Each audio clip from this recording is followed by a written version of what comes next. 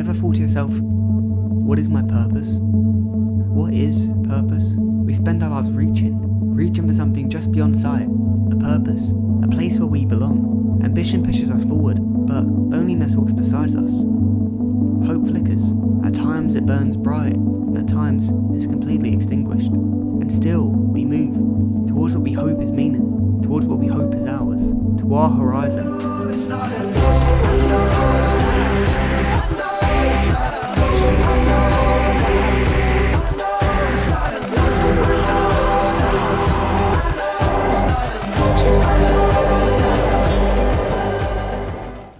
Singer, rapper, songwriter, producer, Mr. Ben Lasky, aka Quedeca. I now feel sort of worthy to be the artist that I, want to be, and I still have a lot of room to grow and whatnot.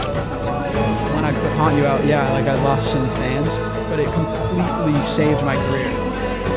Yeah, your story is really never done. Really show how special of an artist he is. That's why I'm feeling a strong A2 like 9. February 15th, 2024. Quedeca releases the music video for Way Too Many Friends from his 2024 mixtape Scrapyard. The music video concludes with a dark blue background featuring font that reads Vanisher Horizon Scraper, followed by Coming Soon. This was the first time the album was officially announced and hinted at, when the lead single Godstained released.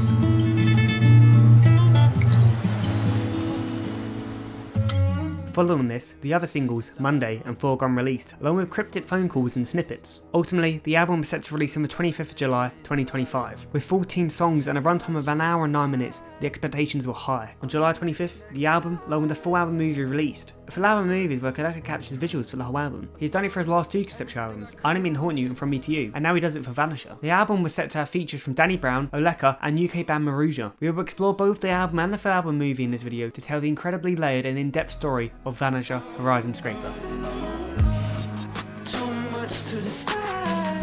The album is based around sailing in the ocean. The concept was clear since the first visuals and photographs released for the album rollout. The album is a concept album. That may be a term that many of you are familiar with. If you're not, a concept album is an album where all the songs are unified by central themes, ideas, and narratives. Vanisher follows a central narrative around a protagonist we would call the seaman. That doesn't sound right. Let's go with a sailor. The sailor is somebody who isn't satisfied in life. He wants something more. So he decides to go on a journey by himself across the ocean to find purpose. The album has a lot of layers and different interpretations. The sailor is somebody in search of purpose and identity, which is personified as the horizon. This is where the sailor sails to throughout the album. The sailor is also trying to outrun his mental health and flawed life at home. Quedeca described the horizon as an amorphous representation of desire. It's the sailor's ambition. The sailor chases after the horizon, but his depression and struggles chase after him. These are the essential three moving parts of the album, so keep them in mind. It's not just about a character going out to sea, trying to reach the horizon. There's so much more to it, and we'll explore it throughout this whole video.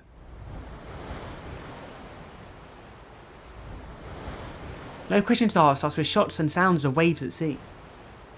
We can also see the horizon line. In the first seconds of the album, we introduce the key concepts of the album, the horizon and the ocean. The sailor's goal is to reach the horizon, but to get there, he must travel across the sea. From the very start of the album, the goal is laid out ahead of us. No Questions Asked starts with minimalistic production and a shot of a sailor.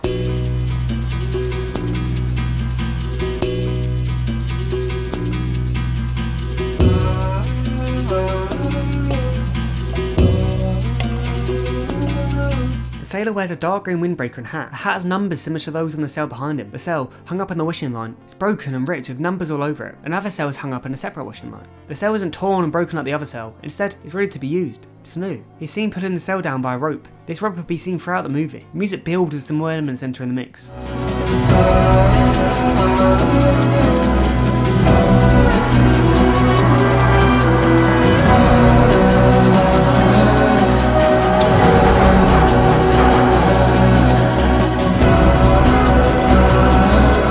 This soundscape sounds like building excitement and anticipation. The sailor is excited to go on his journey at sea, and the soft, bright orange sun represents this. But then, the music strips back.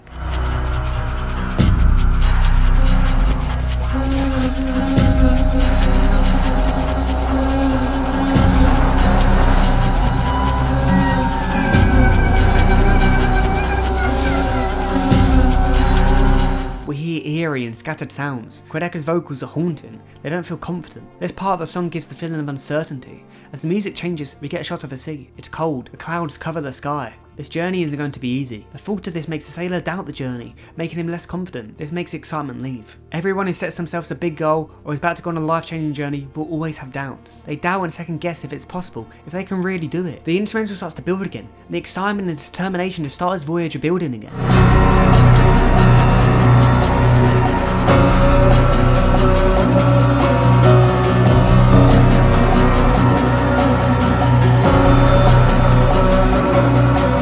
The video is played in fast forward whilst the sailor dance. He is so excited that it's impossible to hold back and keep contained. The only way to let loose is to dance. This song has been fully instrumental until now, where the first lyrics are introduced.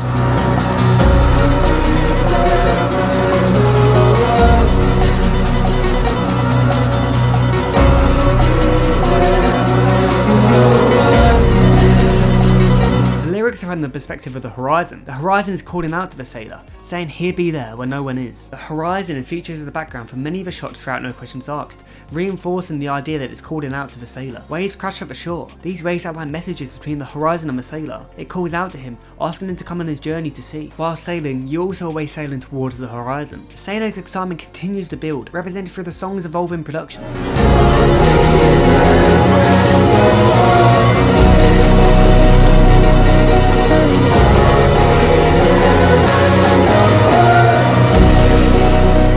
Sailor makes his way towards the sea. He's accepted the horizon's calling.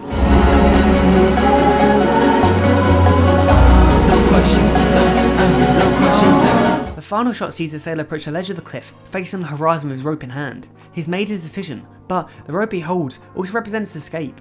If he decides to turn back, he still can at this point.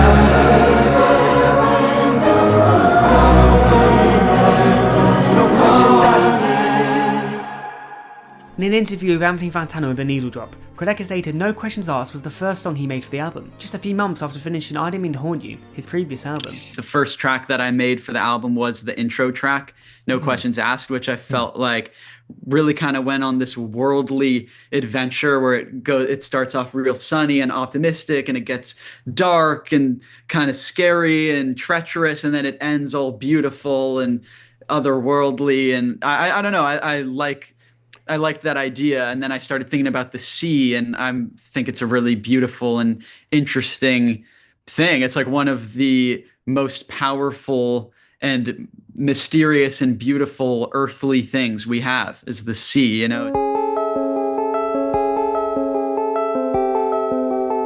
Waging War opens on a lighthouse placed in front of the horizon and the sea. Lighthouses represent guidance to those going through a dark time, as they help guide ships, especially during the night. Behind the lighthouse is the horizon and the sea. This tells us that the sailor has been going through a dark time. They're struggling, but perhaps this voyage can help them. In the first verse, the sailor questions himself. Who am I till the closing door that's been keeping score? Who am I when the motion stops and I can't ignore? Who am I when the light is low and there's no horizon? Who am I when I watch the shore? I can't visualize it. The closing door represents the sailor's past life. It's the one he's been leaving to pursue his journey. The motion stopping means the pursuit of goals and ambition stops. He can't ignore the horizon, but what can he do if he struggles to see the horizon? And also when he feels like he can't achieve his dream, and he can't see himself reaching the horizon. The sailor is thinking, what is going to happen on this journey? He's chasing this horizon, but who will he be and how will he react when it becomes dark and he cannot see the horizon? What would he do when his life is calling out to him to turn around? He's wondering what we'll do in these possible scenarios. When I'm hurt, I surrender to my heart.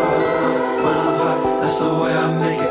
Wipe the seas and I see me there. He's been waiting long. When my heart becomes whole again, thinking I'll be gone. The sailor states that when he is high, he surrenders to his heart, which means to follow his passion and ambition, rather than thinking logically about it. The brain can hold us back by thinking rationally. What about these risks? What if something bad happens? When the sailor is high, he visualises himself parting the sea. He sees himself there, a version of him which is older, better, one who reached his goals, reached the horizon. Then suddenly, the portion of the ocean collapses. It becomes full of water in just one blink. If the sailor was really there, he would have drowned. After this, the sailor is doubting the adventure, and his brain is thinking rationally, holding him back. In the movie, the sailor takes his hood off, a sign of openness. He looks towards the horizon of the lighthouse, contemplating whether the risk is worth it. The lighthouse, featuring bright red colours, can also convey a sense of danger. A warning about going on this voyage. The chorus that follows features vocals from Aleka. His vocals can be heard throughout the album.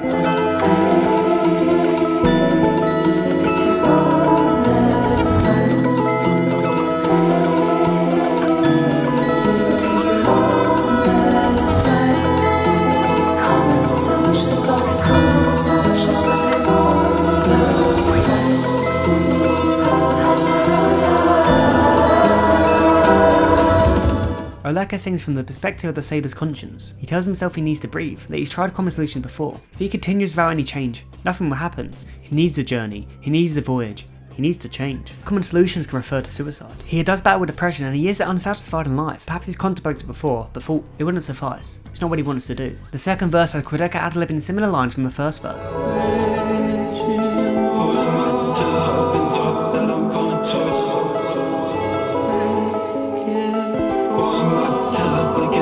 That's been keeping score.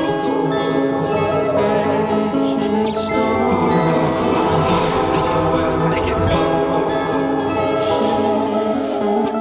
When I'm hot, I surrender to. The main lyrics in the second verse are very short and vague. Waging War is the title of the song. It means the sailor is ready to wage war on his depression by going out to sea on his journey to become better, find purpose and identity. The chorus repeats and is followed by the third verse. The third verse is structured the same as verse 2. The ad-lib vocals and the main vocal lyrics are the same, except for the last line.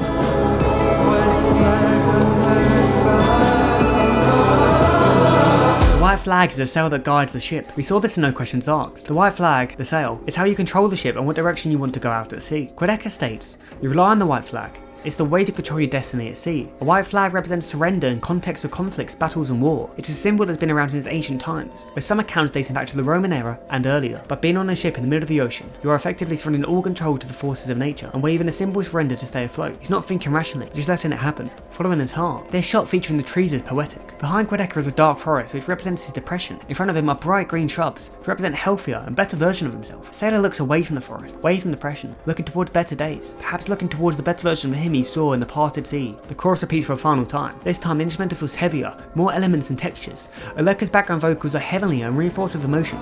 They cut through the mix despite being quiet.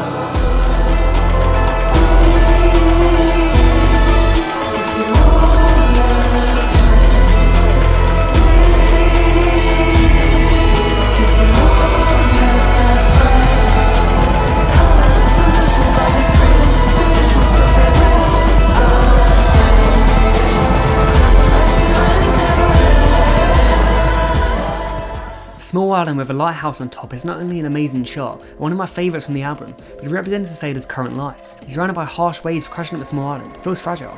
It can also represent how he's fearful of the journey. To him, it's big waves crashing up the sea. He feels scared and lonely, but he still wants to do it, in his heart. This shot was also one of the first visuals we saw from the album. The music pulls back and changes for the outro, along with Quedeca's delivery and tone. The lyrics are vague, but it seems like the protagonist is thinking about the thought of drowning in the sea.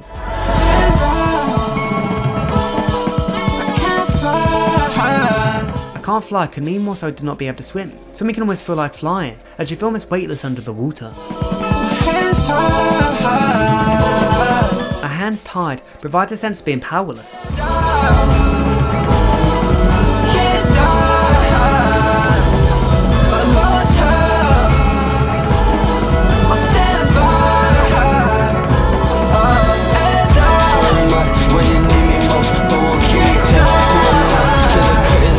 I've been keeping close.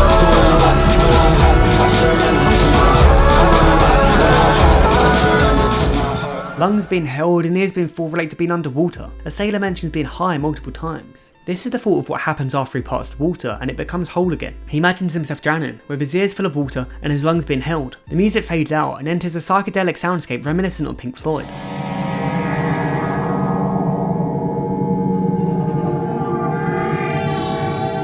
Oh my god, I think I feel like the old Floyd days.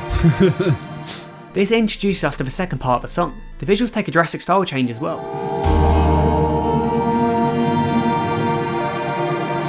A sailor stands in front of a dark, deep blue background with a model of a heart floating above him. He lights a match and then a blunt in his mouth. The light from the flame creates a beautiful contrast of dark blue and warm orange. Blue and orange are complementary colours that are commonly used in visual media to create interest in the cinematic lighting.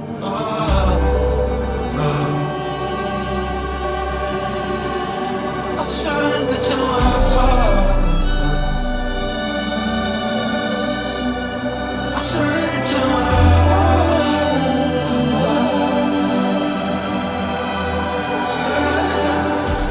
The sailor surrenders to his heart, much like he surrenders to the sail and nature. His brain thinks logically and rationally about the journey, whilst his heart tells him what he wants to pursue, his goals and his ambitions. Surrendering to his heart is him trusting his passion and desire. He trusts he will achieve what he wants to do. His heart wants him to go on this voyage, so he will allow his heart to guide him. In the visuals, his heart isn't shown to be inside of him, but instead above him, watching over him, almost as if the heart is a vessel for a higher or cosmic power, something he can't control, only follow. Heart vessels can also relate to sailing, as boats are often referred to as vessels. When he is high, he listens to his heart, not his brain. He isn't scared, he doesn't think of fear, just his wonder and imagination. The psychedelic production also reinforces the idea that he is high.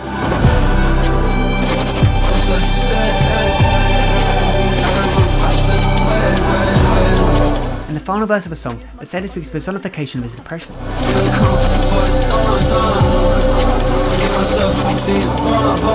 When depressed, it's common for people to apologise for being alive, wishing they were never born. But here, the sailor says the opposite. He forgives himself. He has defied his depression, fighting back against it, not letting it consume him. On Genius, Quedeca annotates his line as, and I quote, "Loop in reverse is pull. Reverse the pull when I'm swimming forward. Type shit. So take that as you will." The next line follows up on the pull theme.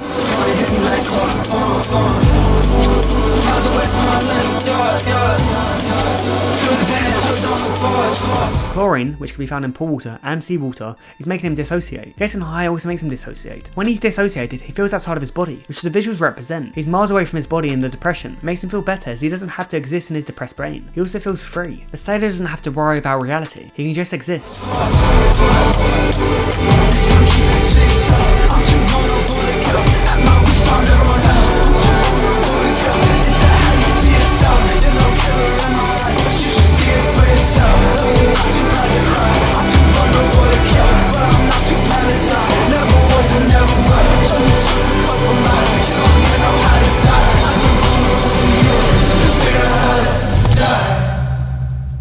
Drums establish a solid rhythm whilst Quedeca changes his flow, making one of the catchiest parts of the whole record. This section feels like it could belong in the scrapyard. He speaks directly to depression, stating he won't give in to it and take his life. He's felt vulnerable for years, but he still stayed alive. His depression isn't able to get him to take his own life. Quedeca has openly talked about his mental health and struggles with depression, and how creating music is a way of not only voyeurism, but to express himself and with his mental health. The horizon in this journey can also reflect Quedeca's real journey, through chasing his goals in music and battling with his mental health. The song ends on ambient textures that transitions into the next song.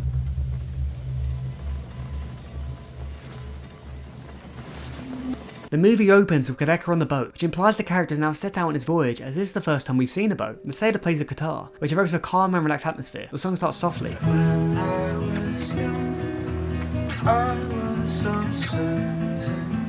I thought that I would find my person. Still I am young, or so they tell me all of the time. The first lines explore the themes of aging and time. When the sailor was young, he was certain he would find his person, but he interpreted as finding a partner or love, or even finding himself, finding the person he will be in the future. Both fit, as the sailor is alone on this journey. He doesn't have a partner, and he's also searching for himself, trying to discover his purpose and identity. The sailor feels the pressure of time, as he's still struggling to find out his identity when others have. People tell him he has all the time in the world, but he doesn't feel that way. The acoustic sound continues into the chorus.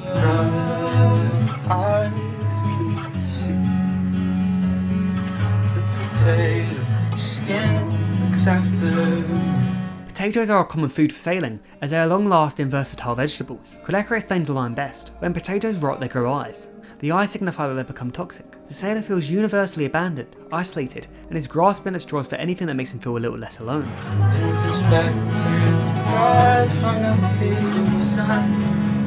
So I might have to ruin to make it.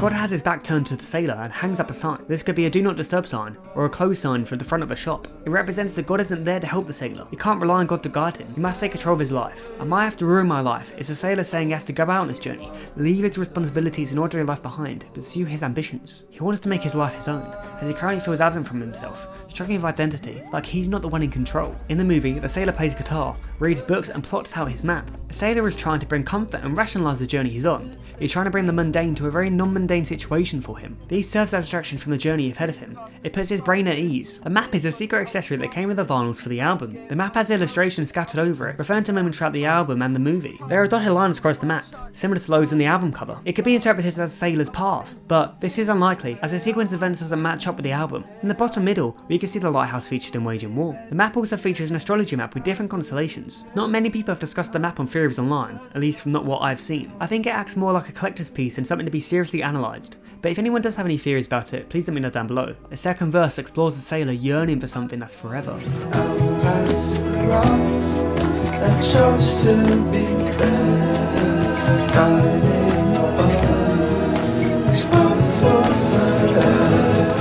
He sees rocks, which have taken a very long amount of time to erode into the shape they are. The rocks change and erode over time, which the sailor perceives as them choosing to be better. He wants to be better. The sailor yearns for something eternal. He believes his purpose is bigger than ordinary. His mind struggles to understand this, but his soul and heart guide in his body there, out to sea. He knows this isn't rational, but yet, he continues. The desire for something eternal can also relate to Quedeca's music career, striving to make a legacy, something that might outlive him, as art doesn't die, and it's eternal. The chorus repeats.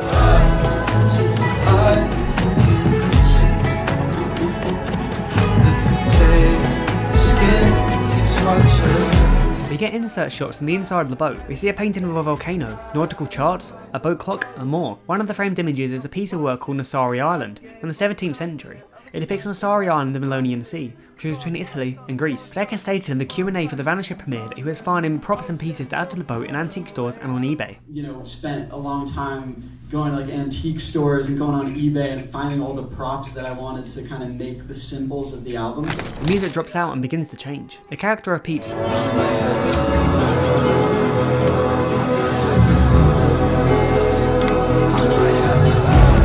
This is related to the chorus of the song. In this part of the song, the sailor becomes fixated on the first half, where he's going to have to ruin his life, but he ignores the part where it will make his life his own. He starts to think about if he's made the right decision, or if this journey is going to lead to his demise. Like he thought in Waging War, we see the sailor check the radio on the boat. This can be him checking the other boats nearby to see if he can get rescued, in case he changes his mind. As Quedeca's repeating, I might have to ruin my, we enter a spoken word passage from Harry Wilkinson, the frontman of the UK experimental band Maruja. Whilst the full band features on the final song of the album, Harry Wilkinson has spoken word passages on a handful of songs throughout the album. Harry Wilkinson's voice speaks from the perspective of the sailor, but he isn't the sailor. Think of Harry Wilkinson's character as an observer. They're watching the sailor's journey and narrating it, speaking from the perspective of the sailor. This may sound a bit confusing, and as someone who's tried to piece together this album, it's very confusing. Try to stick with me here, okay? I was picked first on the losing team.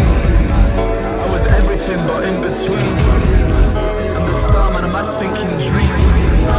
I'm the front man from behind the scenes.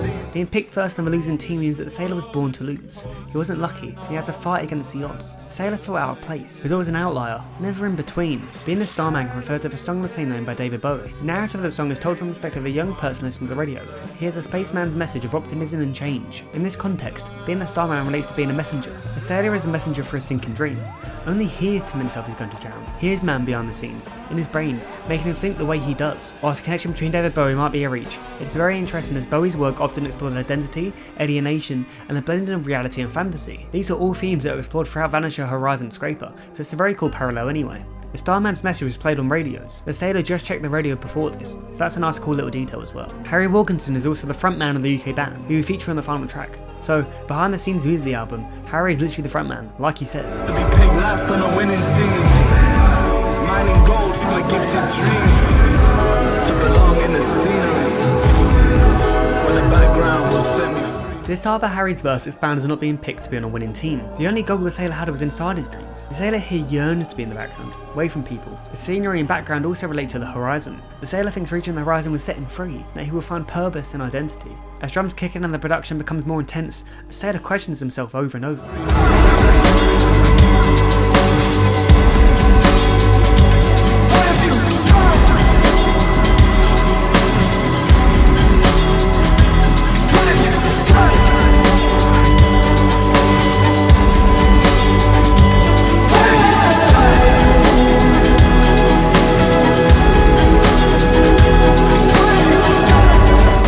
clearly regrets his decision to go on his journey. The sailor being portrayed in third person can also highlight the disconnect he sees with himself, and also the war he feels in his head, the constant battle with depression, and also the battle between his brain and his heart. Logic versus feeling. Camcorder is used for the first time in the full album movie. The effect has been a signature style of Quedeca since his 2022 album, I Didn't Mean to Haunt You. The more amateur camera angles and framing that strive for imperfections make us feel the sailor's regrets so much more. We get a beautiful shot of the sun on the horizon here as well. The way the camcorders interpret light, especially in the sun, is so beautiful and fascinating. The sailor starts to sail, he raises his flag, he's all in on the journey, he's committed to it, rather than distract himself with books and guitar. Is he confident? Not at all. But he's going to keep doing it nevertheless. The song transitions back to an acoustic soundscape, and Quedeca repeats the very first lyric of the song.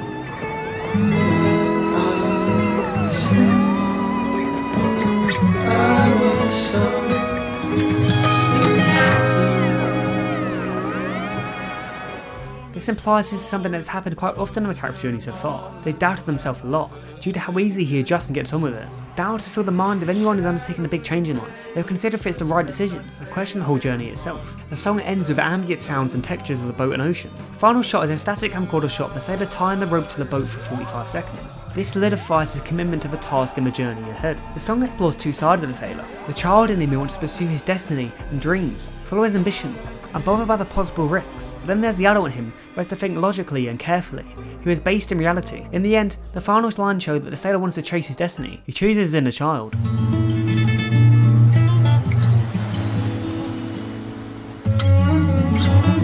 Godstained, the first song to be released from Vanisher, starts with the sailor discovering a glass bottle in the sea. The sailor throws his rope in and retrieves it. The sailor stands tall. A low angle shot shows his confidence and focus. The flag raised above him shows his determination to complete the voyage. The title of the song is a juxtaposition, God and Stained. This creates a duality where humans are touched by something greater, God, but they carry the human imperfections and flaws, Stained. This relates to the previous track, Ruin My Life, where the sailor wants to be something eternal, but he's just a human body. He wants to be something like God, but he's stained by his human-like flaws. A majestic guitar starts the song before the first verse plays.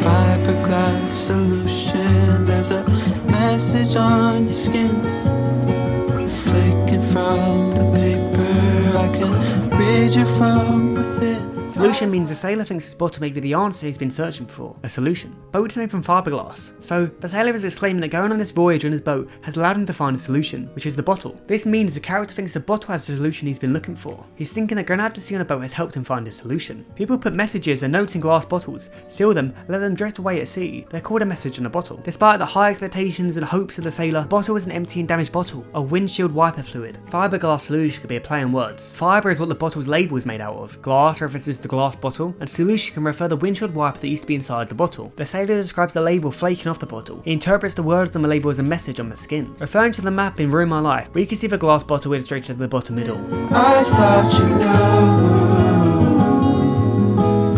something that I never will. Godstained. The sailor is disappointed that the bottle didn't meet his expectations. The bottle didn't have a grand message for him. Godstained refers to the potential for limitless wisdom or an important message, but instead is ruined by the ordinary. He thought the bottle would have some divine meaning, but in reality, just windshield wiper. The visuals show the sailor always looking at the bottle, still trying to find meaning in it. The visuals in Godstained are among the most cinematic and crisp shots in the entire film. Show me what I'm missing from the land you couldn't stay. I can see your history from 1,000 miles away. I thought you know. The sailor wants to find a message in the bottle. He wants to know its origin, its story. He can see some of the bottle's history from the text on the label, despite being thousands of miles away from where the bottle originally came from. The visuals show the sailor surrounded by rusted and abandoned ships to represent the bottle, and the sailor obsessing on finding meaning in something that's broken and damaged. We also see the sailor with his rope. This is a reminder that he feels he can still turn back on this journey, and it's not too late. Whilst the visuals show the sailor on land, it's important to know that this is a physical representation of where the sailor is, who remains on the ship throughout most of the album. The locations are more to describe a feeling or atmosphere, but there are some exceptions to this, such as no questions asked. The visuals make perfect sense physically. The sailor realises the bottle is a reflection of him and his journey. They're both floating in the sea, thousands of miles away from their home. The sailor is torn up and damaged by his depression, showcasing how much of a battle his life has been, just like the bottle is torn up and damaged as well. We see the sailor drape himself in a sheet, which is a copy of the label on the bottle. This represents that the bottle is a reflection of himself and reinforces the lines. I thought you knew how much I'm feeling the paper and plastic, I can still find a way to get back to you. 'Cause I thought you knew. Coming back home, I'm feeling a little bit slow. Don't you see that I'll never get over? The catchy chorus plays, which had been stuck in my head since the release of the song. In the chorus, the sailor compares himself to the bottle, seeing himself float like trash in the ocean. The sailor also reflects on returning home after his journey. He states he'd be slower getting home as the journey ahead of him may take longer than he initially thought. He thought the bottle held all the answers he was searching for, but it wasn't, and we're only on track 4 out of 14, so we got a long way to go, Mr. Sailor. Fiberglass affliction, can I pencil in a date? I'll call you by December something, 1998. Fiberglass affliction can refer to both the bottle and the boat here. Affliction means it is causing pain. The sailor is starting to realise that obsessing over the bottle and trying to find meaning in everything on his journey is hurting him. However, this doesn't seem to stop him, as in the next lines he refers to the bottle and its expiration date, December 1998. I thought you knew, everything, as you knew, I thought you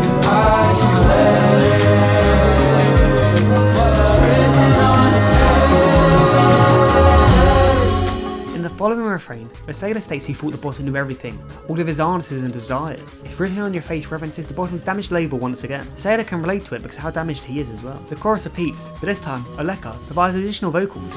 I thought you knew. No matter how much I'm feeling in paper and plastic, still find a way to get back to you.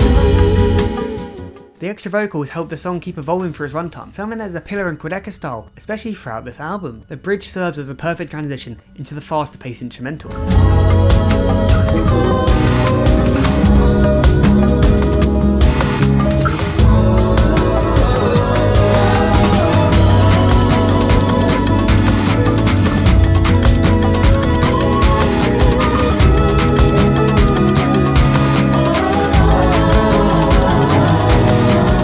Verse 4 is the final verse. Quedeca raps, which picks up the pace and the energy of the song, leaving the song on a memorable ending. The verse is written from the perspective of the glass bottle. I've been there and back, you don't even know about that. Talk about one man's trash, you don't even know about that. Stuck me in my tracks, you don't even know about that. Copy in my pack, you don't even know about that. BK, lie, you don't even know about that. Said white lies, you don't even know about that. The glass bottle has been across the ocean for a long time, over 25 years if we take into account its expiration date. Whilst it was trash to the person who threw it in the ocean, it is a treasure to the sailor. It said it told some white lies to the sailor. This references the sailor misinterpreting the messages on its bottle. The song ends with Quedeca repeating the phrase Godstein.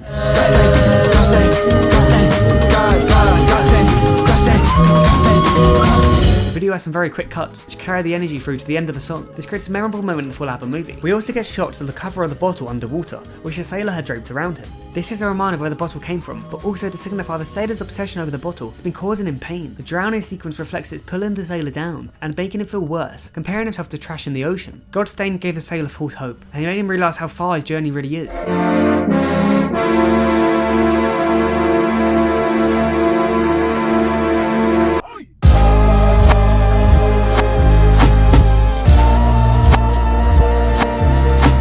A time like this starts dramatically and subtly, not allowing any time to breathe before the instrumental drops. The reverse sections make the song stand out from the other 4 on the album so far. The first 4 songs transition smoothly, but at a time like this grabs all of your attention. Along with a stunning visual that's set in sun, the song starts at sunset and then cuts to sunrise. Sunset represents the day coming to a close, much like when you're older and close to death, with the sunrise representing the early stages of the day, much like when you're a child, the early stages of a life. We see the sailor hold a small globe, which acts as a piggy bank, holding coins. It's an object the sailor has throughout this song. The song opens with the chorus. Keep my soul on high alert. Keep it all on high alert. At a time like this. The sailor states he keeps his soul on high alert. The sailor is always alert, taking in everything around him and staying cautious. The chorus continues.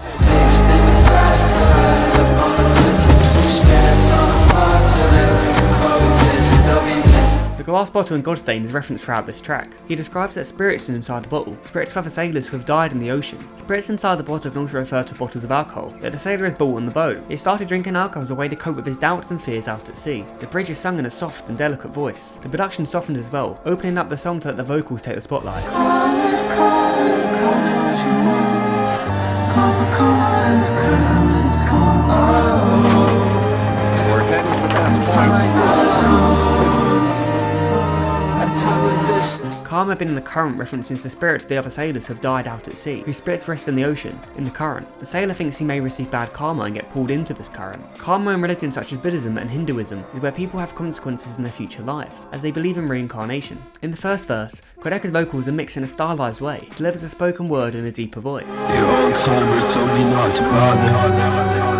He thought getting old would take way longer. This person tells the sailor that he thought getting old would take much longer, but now he is older, time has caught up to him. He tells the sailor not to bother going on this journey, and chasing the ambitions because time will catch up to him, no matter what. Scraping all the rust off of his armor. When you scrape rust off armour, it reveals stronger materials underneath, but the more you scrape off, the thinner and thinner the armour becomes. The old timer gets thinner, representing that his time is running out as he ages. Melting in my hands like salt and water. This refers to time. Time melts away, and there's nothing you can do to stop it. Spoken like the father of a father. I thought getting old would take way longer. I thought getting old would make me stronger. At a time like this. The sailor refers to the old timer as a father of a father. Not only is he speaking as a father would, but as a grandfather would, someone who is old, has experience. The sailor explains when he was a child, he thought getting older would also take much longer. This is a reference to the third track, Ruin My Life, where he thought getting older would make everything easier, but at a time like this, reality knocks. Getting older has made it harder for the sailor. He feels like he's weaker. He's experienced so much pain that it's dragging him down rather than strengthening him, and the pain weighs heavily on his shoulders. This pessimistic approach from the old timer can feed into the sailor's negative thoughts and doubts, especially if this old timer was a person of significance to the sailor. The second verse starts with the abbreviation MIA repeated. MIA is a military term that refers to someone being missing in action. It is used to describe someone who is reported missing or in their current status is unknown. The sailor has sailed away from all human connection. There's no way for anyone to know his whereabouts. Therefore, he's MIA. As mentioned in No Questions Asked, the album is very personal to Quedeca and his life. This particular moment refers to how Quedeca is very isolated when making music and working on big projects. He states this in the Zach Chang show. Like, solo minded when I'm making music, and I'll distance myself from everybody. And I think that the idea of like a sailor going on a solo voyage is actually kind of in a meta way very similar to me making the album. You know, sometimes I'll just really like go on my own journey, and you know, I'm kind of like critiquing myself in a way. Put 'em on VHS, tell us that my way. A VHF radio is a very high frequency radio, which is used in marine travel to communicate with the Coast Guard. The sailor has the radio on standby, in case he needs to call the Coast Guard to rescue him. We've also seen the sailor use a VHF radio in Ruin My Life. It feels like calling them as he starts to lose hope. After the bottle hasn't provided him with any answers, he can't help but feel the voyage will just lead to his demise. I won't help him. Gold on my body, I said I was my way. God stay my body, crash my getaway. This is another reference to the sailor feeling God-stained, limited by his human body and form. You were just a child, life just happened to you. Sleeping on the wheel when it breaks into you.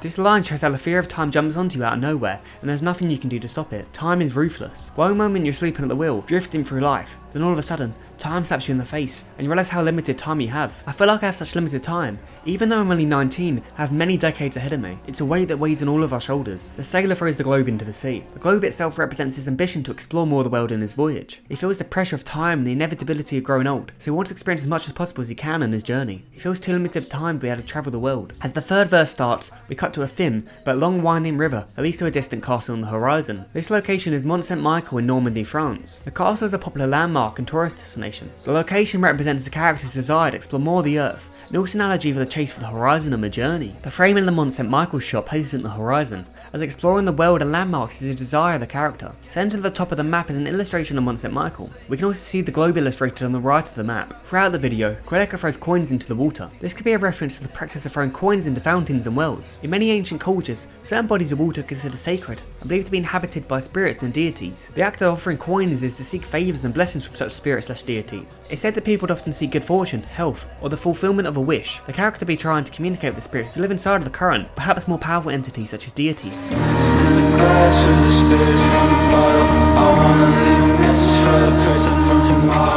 The third verse refers to the glass bottle found in Godstained. The sailor wants to put a message in the bottle and send it back in time to the original owner, the person who threw it away. Sending them a message from tomorrow implies a time that has not happened yet. He wants the message to travel into the past, find out more about the bottle's history, and tell the story of how he found the bottle. what's the point in trying at a time like this? Sailor's hopelessness is once again displayed. He doesn't see the point in trying anymore, but he will still keep going. Extended flags till I end up on a list. Spirits on the floor till they learn to coexist. They'll be this wide water, filling in a fist. What's the point in dying at a time like this? Sailor has more thoughts about joining the spirits of the other sailors. He doesn't understand what the point of dying in the ocean is. It's an abyss that won't be filled. Dying wouldn't fulfill himself or anyone else. He wonders if he were to die in the ocean, what the ultimate purpose of dying in the ocean would be. He struggles to understand, but he feels it's inevitable and isn't confident in his ability to not be swallowed up by the ocean. The bridge plays this time twice, but with altered lyrics. Whatever gets me, don't get me wrong. Whatever gets me probably had me all along. This refers to the sailor's depression. He's always had it all along, and will most likely get him in the end. It will be the death of him. This can also refer to the sailor's ambition. His ambitions are so high that he wants to chase after this horizon and go on this journey. In the end, it might just cost him. The song drops into the chorus, this time extended.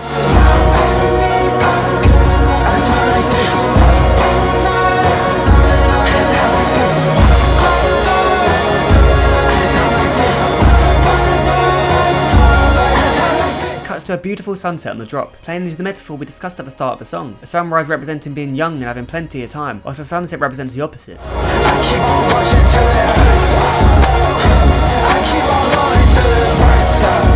These lines are a testament to the sailor's mindset. He will keep on pushing until the journey works out, even through the times when he's in pain. Can we also speak about the background vocals? Like I was literally screaming. I was like, woo! Like yelling loud as fuck. I keep it all on high alert. I keep on watching till it hurts.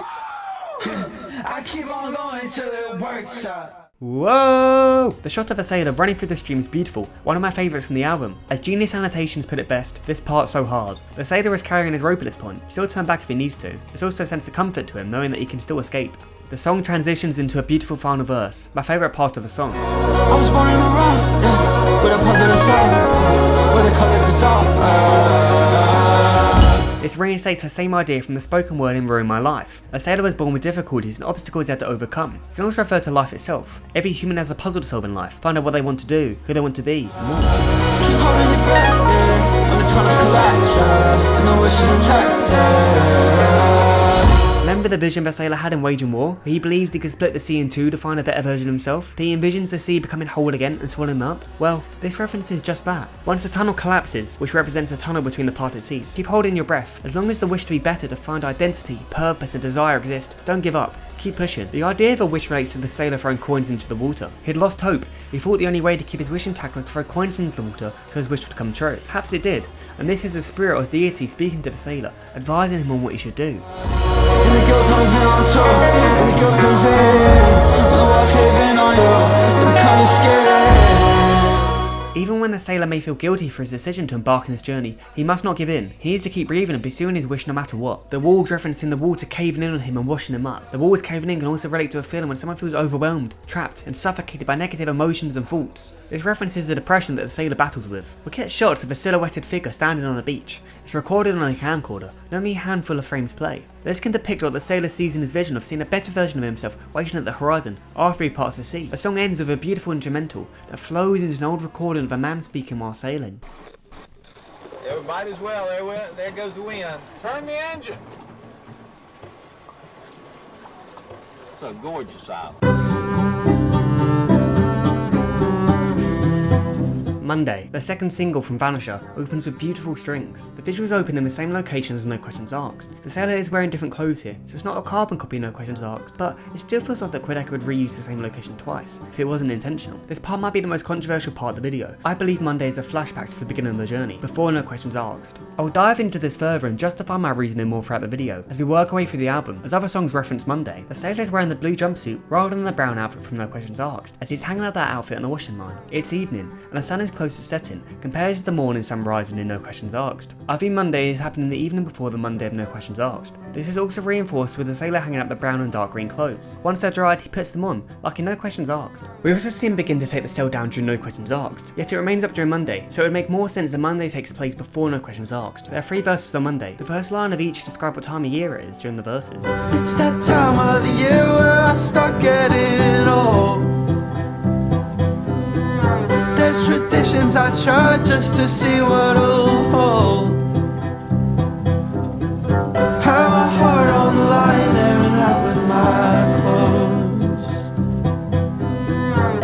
so easy to try, but it's harder to fall.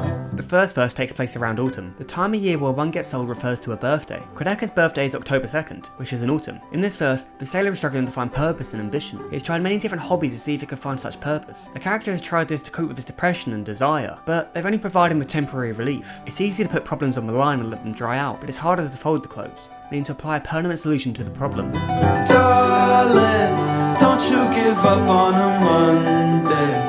I wanna tell you I want you. You'll probably take it the wrong way. God, I'm losing my grip on the runway. I wanna get there with you now. Next time I'll take you the long way. Since this takes place before No Questions Asked, the Horizon is calling out to the character to go on the voyage, to chase the horizon. The character acknowledges that he is losing his grip and will eventually fall and plummet. He knows he can't keep relying on temporary, common solutions. He wants to find his grand purpose now, but he knows that's not possible and hasn't worked in the past, so he plans to go on his voyage. This time, he will take the long way, he will take his time, and he won't stop until he finds his true purpose. Monday is the beginning of the week. Traditionally, it's the day when most people go back to work or school after the weekend. Monday is not only seen as the start of the week, but the struggle. It's the furthest point away from the upcoming weekend. You can visualise the sailor's journey for a week. It starts on a Monday, the end goal is on a Friday, and the weekend being the time of celebration. Darling, don't you give up on a Monday could also be directed towards his boat, the Horizon Scraper. To not give up during the struggle, and not give up at the start of the journey, as the sailor plans to take the boat the long way, and he needs it to be reliable until then. This can also be the same message to himself. We've seen the sailor speak to himself in the third person, to remind himself to keep going, such as the final verse in a time like this. So therefore this verse could be doing the same thing, telling himself not to give up so early. It's that time of the year where there's smoke in my breath. I can cover it up with a joint and a mess.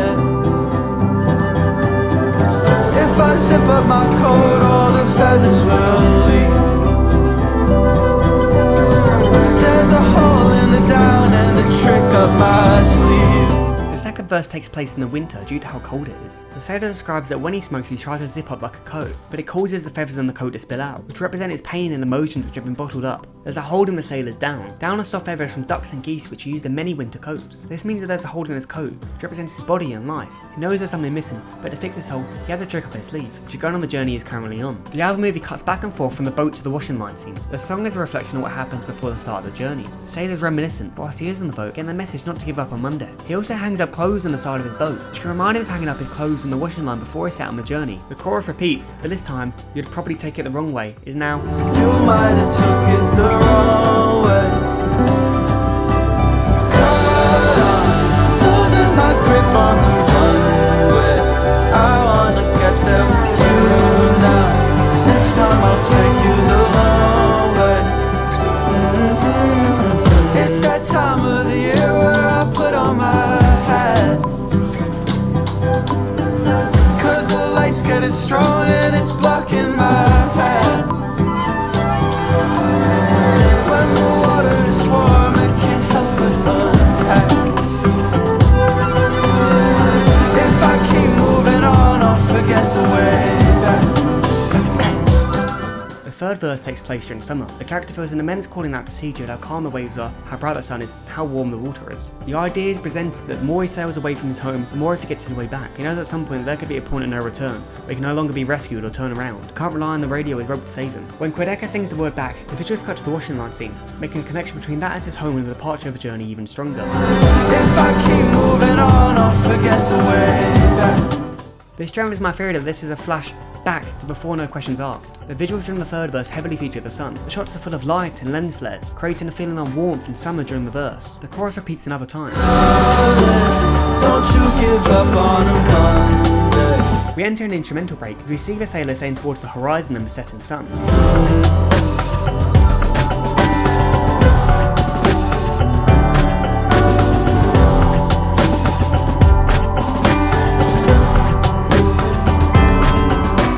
Sailing towards the setting sun represents the sailor slowly aging, as time never stops, and the sunset represents being older as we explored in at a time like this. We go back into the chorus for one last time, but this time, the instrumental strips down to minimalistic production.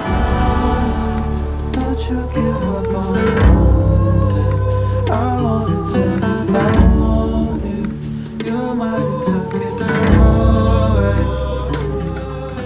The soft and intimate vocals not only beautiful, but also create an emotional and personal connection to the sailor. The end of the visuals on Monday happened during No Questions Asked. It's before he starts to make his way to the edge of the cliff with his rope in hand. To make this clearer, it goes Monday shots to the washing line scene, then he goes into No Questions Asked up until this shot, the final part of Monday plays, then the final part of No Questions Asked plays. By the end of the song, everything that was hanging on the line has been taken down and laid out in the tall grass. Along with some other items the sailor is planning to take with him on his journey. This shows that he's ready to set sail at this point.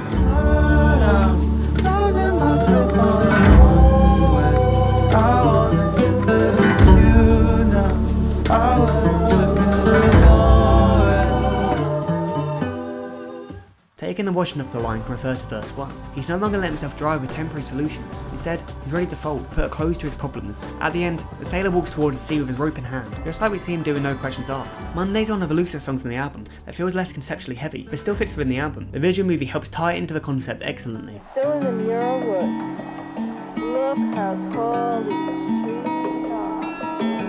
My lord, they touch the sky. We open on the sailor under the night sky, the moon illuminating above him. The water is dark, with only the light reflected from the moon and a very small green and red light lighting the ship. The reflective light on the water acts like a guide for the sailor, a path showing him where to go. In waging war, the sailor wondered what would happen when he couldn't see the horizon. Well, now he can't. True, I had this feeling since I was the age of 2. I might as well do my dance without a crew, so I can step away from it like excuse you. Brush him off, no step without a shoe. The first verse sees the sailor admit he's had the desire to set sail and do something bigger than ordinary since he was young. Dancing is a big theme in this song. It is from the title after all. Dancing is known to be the most down-to-earth form of self-expression. Humans let loose, letting their bodies ride sound waves through movement. Stepping away can refer to the sailor stepping away from his life and responsibilities to embark on this voyage. That shooting star comes when the sun out. Better make that wish before they run out. I used to live in my regret, but there's just one feeling I forget.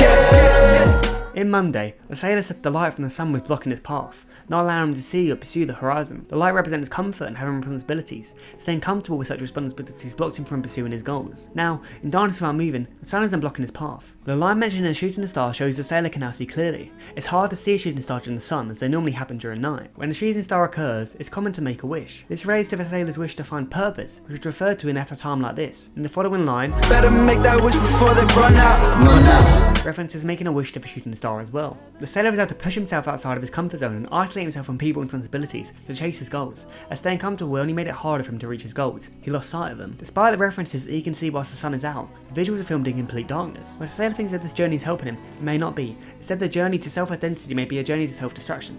He's not following a path to sunlight, he's following a path in the moonlight, in darkness. The song flows into the chorus. Always feel like I'm turning my mind.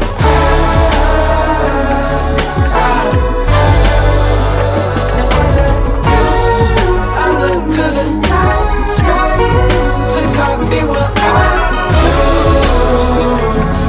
It's dancing again now. The line about the waves waving by is referencing the physical waves and also waving goodbye. This is poetic, as the waves the sailor sails on are making him leave and say goodbye to his usual life to go on this journey. Turning his blind eye means he's leaving his life behind. He's choosing to ignore it to focus on his great selfish adventure. The idea of letting go and moving forward is prominent. The waves are carrying him without him taking a single step. He makes the same observation of the night sky. The night sky doesn't actually move, but the Earth's rotation gives the impression it does, which makes the night sky look like it's dancing, when it's really staying still. The second verse starts with a line, every time I miss you I get cut off. The ad-lib line gets cut off, a creative touch that enhances the song. She wasn't the one, she was just the one off. Swear it was fine with me last week. Cried a couple times, 51 exactly. This can reference the past partner of the sailor. Now, a past relationship is referenced quite a lot throughout the album. Still, I have interpreted it as the sailor references his past life in general, not specifically a partner or a relationship. However, the use of the she pronoun could also assure that this is referencing a past partner. The line and the chorus can also reference the partner. They turned their blind eye on the sailor, meaning they left him. The sailor cried every week of the year, except from the last one. This is because he's now out at sea. He feels better by following his ambitions and connecting through nature. For every sign he tried to tip off, I felt God when the power box was switched off. Lowering the sail up for the trailer where we drift off. And if that brings me back around, I'll rise the gift shop. power box for the boat was switched off during the night, or it was tripped and stopped working momentarily. This means that the boat doesn't have any power, and all it can do is be carried slowly by the waves. The boat is dancing in the waves, despite the boat not actually moving, as it physically cannot due to the power box being out, acknowledging the idea that the sailor is under the influence of nature, and only nature. This relates to waging war and the idea of surrendering to nature. The references to God and signs are a callback to Ruin My Life, but the sailor says God turned his back on him. He feels God when the power box is switched off. It's so quiet and lonely you can feel God turning his back on him. He can feel the loneliness. The chorus repeats before we go into the third verse. I wanna see you get low with the setting sun. I wanna spin you back around in front of everyone.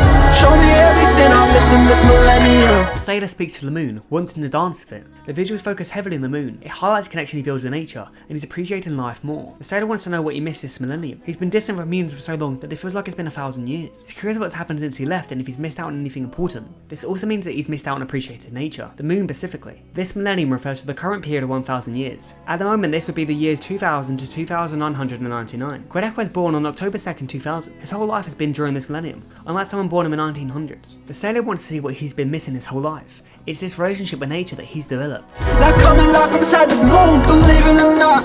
I feel the rhythm from my room, I'm slipping it out. Let that vessel be a vessel, see what you got. Any second, he's gonna. The sailor makes the connection between the moon and music, further exploring the lore he has with the moon. These lines about the moon have more meaning further into the album, so we'll put a pin in this and come back to it later. The vessel can reference the album since it focuses on sailing. Quedeca says to himself, let the album be a vessel for your emotions and thoughts. It's also a vessel for other people, listeners of the album, to help them. Just like the sailor is on his vessel to help and express himself, Quedeca does the same on the song on the album. This lyric is one of my personal favourites, as it blends through reality and the concepts of the album. The chorus plays one last time, before being followed by a spoken word passage by Harry Wilkinson. There's a man on the horizon. Paradise is just behind him. But if he turns around, it disappears. We heard Harry Wilkinson during Ruin My Life. Here, he describes a sailor on his quest for the horizon, stating paradise is right behind him, but if he turns around, the paradise disappears. This can mean that if the sailor turns around and makes his way back to his home, his ordinary life, the paradise he's dreaming about will disappear, as he would have abandoned his journey and not have the calling to come back out to sea again. If you take the perspective that Harry personifies the horizon, then it could be the horizon luring the sailor towards it, persuading him that if he turns around he'll never get this opportunity again. It's once in a lifetime and he has to do it now.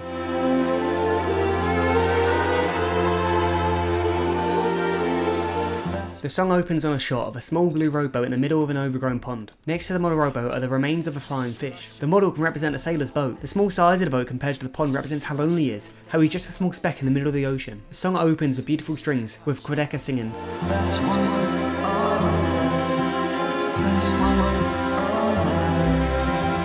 We get an aerial drone shot showcasing the environment, a swampy and overgrown lake with a broken and abandoned house. The area has been flooded, and the house is beyond repair. Like discussing algae and all kind of the shot where we did next to that house. That's the sunken, abandoned house. It's such a beautiful image. Oh my god, it's disgusting. It's disgusting. Yeah, like I was telling my friend Andrew, who's somewhere in the back here, that I was like, yeah, we're gonna film at this location. It's gonna be crazy. He was like, don't fucking go in the water. Like, you're gonna get like, tetanus and all this kind of shit. But you know, gotta lock in. The rope the sailor has been holding onto throughout the album is tangled up. He tries to untie the rope, but it's difficult to do so. The rope has represented a comfort of a sailor that he can turn around, escape, and return back home. The rope being in this state shows that the sailor is beyond the point of no return. The rope also represents a sailor wanting to untie his life, but it's a seemingly impossible task. The nearby nature has started to take over the house. This could represent that nature is starting to overtake his life. On Dancing Without Moving, he was in love with nature. One could see nature is starting to heal him, or perhaps consume him. All he has on his journey is himself, his boat, and nature. Damaged House also relates to his struggles and depression. The character's life wasn't pretty, so when he reminisces back on these times, the ugliness is shown. The house is beyond repair, which also signifies the point of no return for the sailor, or that it is close. The water being in his way shows that it's near a point of no return, but he still has some time before the water fully submerges him. This is further enforced by the subject matter of the song. Quedeca raps about his struggles at a young age. This song is about the human, Ben Lasky, and the struggles he's gone through. The song fits perfectly into the album, but it also peels the curtain back to Ben's real life. They switched some shit around when I was 16. My hair's been falling out since I was 16. It started turning grey when I was 17. For his hair to have been falling out, balding, and turning grey at such a young age must have been due to stress. They shows how much stress and pressure he's gone through. Ben grew up on YouTube when he was a teen. He saw great success at a young age, and that's something not easy to cope with. I feel like I had more shit to say when I was 17. Now my perception got so filled that my spaces are shrinking. Like there's no room for me and me with the way that I'm thinking. This is a concept concept album, but Ben speaks his thoughts and feelings through the character, through the sailor. The more he's grown up, the more he feels like his perception of the world has shrunk. He has less to say, feeling like he's more cut off from the world. This also fits in with the theme of isolation on the album.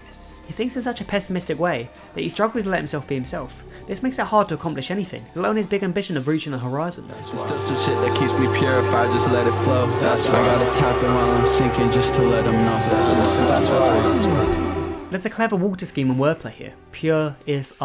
Purify, this still, distill. The words flow, tap and sink in are also used as well. These all relate to water. Sinking can also be sink in or sink in. Ben feels like he can only express himself through music, whilst the sailor feels like he can only express himself when he's out on the water, out at sea. The song takes a short instrumental break with beautiful strings before diving into the second verse.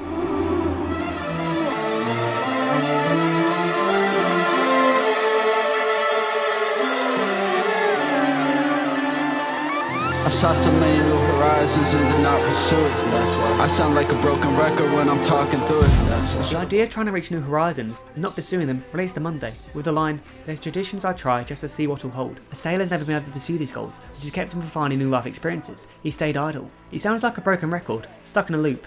He tries something, never follows up on it, and then waits to find the next idea. He keeps repeating that he has no purpose or identity, whilst they've struggled to actually take the step to find a purpose and pursue a horizon. Should've roped them others in, but they didn't want to do it. That's why. You might end up in my shot cause you were walking through it. When Quedeca says roped, we cut to the sailor holding the rope. Like the yellow light, treat it like a red. That's why. Backing out my truth, agree's best unsaid. That's why. I'm dying in this booth, all I see is red. A yellow traffic light means to slow down or be ready to go. A red light means to come to a stop, to stay stationary, to not go. The sailor sees any possibility of uncertainty, a yellow light, as a reason to never pursue, like a red light. Quedeca dying in the booth to represent his music studio booth, which is featured in past YouTube videos. But it could also represent the booth of the boat.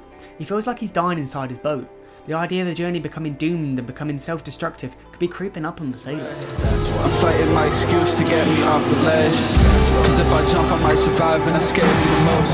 The sailor has contemplated suicide, but he fears that if he jumps from somewhere high, then he might survive, then have to live with the pain, physically and mentally, and the regret of it. These two verses are both being very personal, and speak from the life and experiences of Ben, which makes it cut even deeper, because the lyrics are real. I hope Ben is always doing okay, and I hope everyone watching this is doing okay.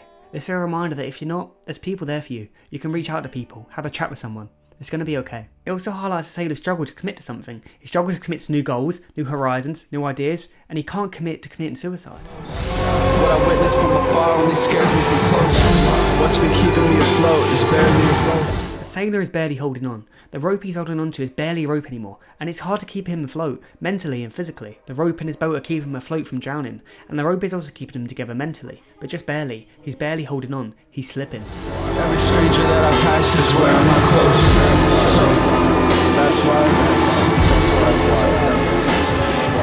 This can reference the fact that the only people he passes out at sea are other sailors at sea, but also wear the same clothes as him, which is sailing gear. However, this lyric has more meaning behind it, quite a substantial one, so let's put a pin in it and come back to it later in the video. The song flows into the chorus, marking a transition into the second half of the song, as it has a different and contrasting sound than the first half. That's fine, alright. That's fine, alright. Don't get any better, life, that's fine, alright. That's fine, alright. Don't get any better than this life. The sailor's trying to convince himself that life now is better than it was back then, when he was younger and going through these difficult times. But in reality, these difficult times are still with him. The second half of the song, which is supposedly positive, shouldn't take place in a dirty, abandoned swamp, for everything is as positive as it seems. We touched earlier that the rope is tangled, and he's barely keeping on. The journey is becoming one to self-destruction. But the sailor chooses to stay ignorant, thinking everything is positive despite everything around him being the opposite. If I wasn't me, would I still be me? If I woke up in that other body. The sailor asks himself if his struggles are limited to him, his body. This isn't true, as every person has their own struggles and adversities, but as we continue to grow, we learn how to cope with them, evolve and adapt to them. If we went into the shoes of someone else, it's likely we would not be able to cope at all, because we don't have the experience that they've developed to overcome their struggles in their life. The line is also a play on words with bodies of water. The waves and the sea he sails on is unique to his journey of self-discovery. So, if he were to be on someone else, he'd be sailing in a different body of water, unique to their journey, but he also wonders if he'd been on a journey of self-discovery at all. Perhaps he would have already made it, perhaps he never will. The chorus repeats twice.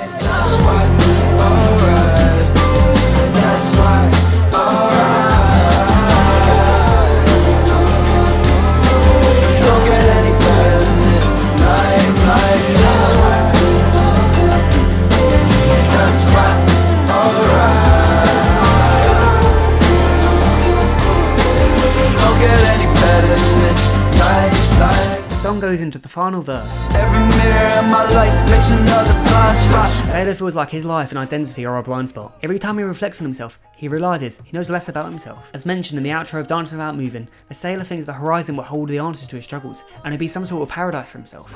Every ex that I got asks the question, why not? This could be interpreted as an ex-partner, an ex instead of a tick or check, or as an ex that marks the spot where treasure lies. My compass lies to me cause I keep putting it on the spot. Listen for the true, very true, blaring on the dots. The sailor's compass points to what he wants, what the horizon entails. The compass lies to him because he keeps putting on the spot with so many ideas and goals that he struggles to keep up, so it lies and changes direction. A compass represents guidance and purpose. It can relate to a physical compass or a figurative compass. When the truth knocks, make sure you're listening for the true bearing, the way you want to go. A compass's bearing points north, gives people directions and guides them on their journey. There's an offer from the offering, but it only touch. The offering is suicide, and the offer is they won't have to feel pain again. But the sailor won't go through with it. He only talks the talk. He repeats. Every mirror in my life makes another blind spot. The repetition of this line shows the sailor's struggle with self-identity. The more he thinks about it, the more lost he feels. We cut to a shot of the sailor looking at his reflection in the water. Due to the dark setting, the reflection is dark like a silhouette, representing the fact the sailor struggles with his own identity. When he looks at his reflection, he doesn't see anything back. The water is also dirty, which highlights how he views himself pessimistically. The sailor drops his rope in the murky water. He gives up trying to untangle it. He's beyond the point of no return.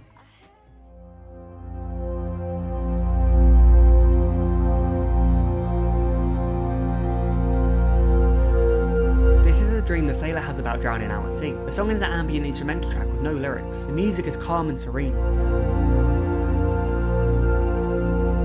The idea of drowning and his death feels peaceful. He's accepting the idea of it rather than fearing it. The rope he has been carrying with him since the start of the album, until that's why, is floating underwater. This reflects a shot from Godstained, where the character fishes the glass bottle out of the water with his rope. This could represent that there is an escape, as the rope could put him up to safety, but the sailor doesn't try to grab it, he just floats underwater. The glass bottle is also underwater with him, which means he's drawn the other sailor's spirit to the bottom of the sea. The globe, from at a time like this, is also underwater, symbolising he won't have the time or the chance to explore the world if he drowns. It also references that he's leaving this world, this earth, this globe. After the globe starts to sink with him, the sailor starts to grab at the rope more, perhaps wanting to still explore the world and discover new experiences. The sailor does grab at the rope a few times, but I don't see this so much as an escape, more as a comfort. The rope has been something as a comfort to the character throughout the album, so to hold on to it makes diving even more comfortable and peaceful for him. The extreme slow motion, in partnership with overlapping shots at different levels of opacity, sells the dream sequence look. The sail from the boat is shown to be underwater as well. When he drowns, his dream of sailing and finding the horizon also die with him. Bubbles of water float to the surface, implying that the sailor is struggling to breathe as he drowns. As the song swells, we see a shot of a rope under tension from underwater.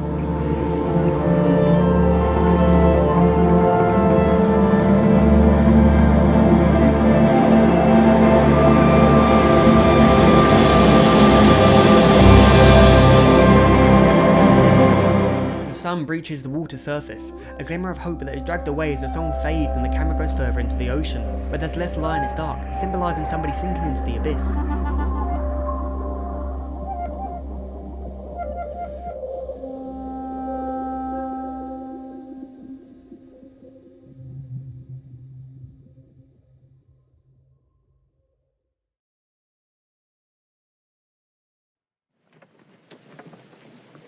We open on a lonely, empty ocean. Nothing is in sight, except from the sailor's vessel. A bell interrupts the silence, creating a sense of unease.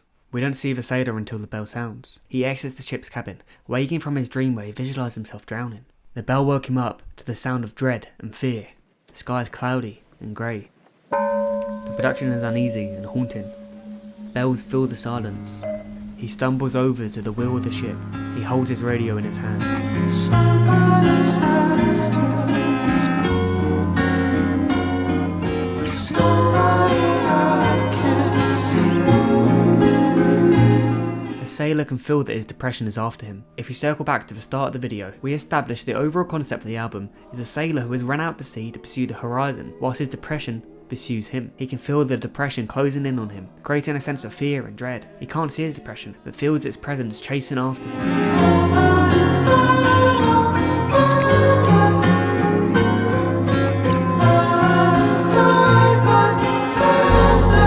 Quedeca said in a recent interview on the Zach Chang show, the natural cause is about the sailor listening to the radio, discovering that boats have gone missing near him. Like natural causes, for example, that's like one of my sleeper favorites. But it's the concept of that one is the sailor is like hearing through little bits and pieces on the radio that like surrounding ships are going missing, and he feels like he's going insane and he gets extremely paranoid. This gives him a sense of dread, realising how many other people have died on their journey out to sea. One sailor died on Monday during their voyage. Relating to track 6 Monday, we conclude that the day Monday represents the start of the journey. Somebody had died at the start of their journey, along with ambitions and goals of reaching their horizon. All of the other sailors died by Thursday, just before the end of the journey. No one has been able to complete their journey and reach the end. Since we're on track 10 or 14 through the album, it would seem that the sailor's journey is coming to a close. Somebody's after me. Somebody I can't see.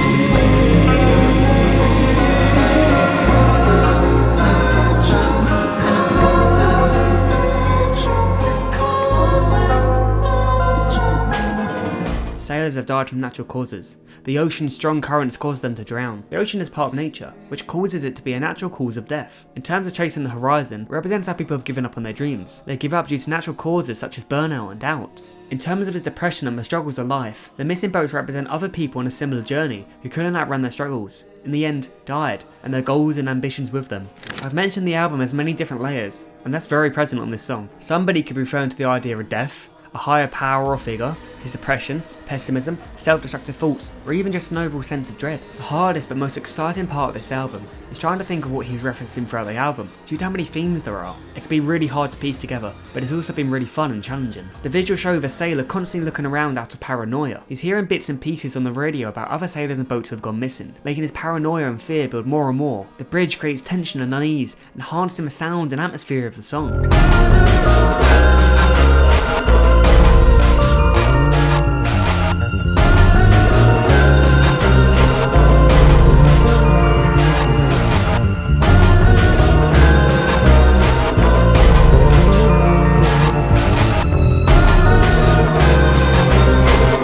The sailor is strapped into a boatswain's chair, also known as a boatswain's chair. He's either repairing the mast of the boat or installing a camera or a light. A boatswain's chair is a simple piece of equipment used for suspending a person from a rope to work on a ship.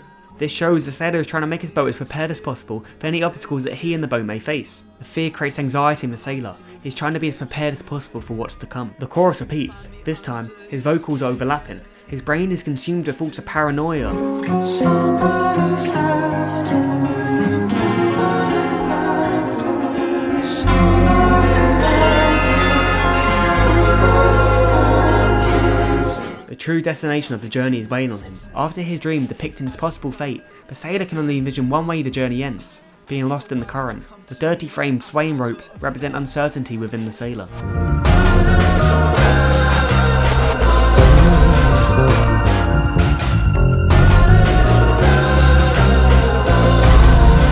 The second bridge is more distorted than the first, showcasing the increase in fear and paranoia in the sailor. The bridge bleeds into the final chorus, both vocals overlapping at the same time.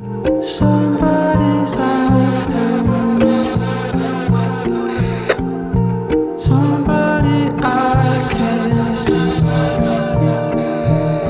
The constant evolving nature of the song displays the fear and paranoia building and building inside of the sailor. A slow motion camcorder shot of the sailor looking over his shoulder adds to the disturbing and uneasy atmosphere of the song. Can't help but keep checking the radio. The camcorder footage feels haunting and eerie, elevates the feelings of dread and anxiety. It fits in with the song's eerie atmosphere and disturbing production. Somebody died this morning. All of them died, no warning. All of natural causes.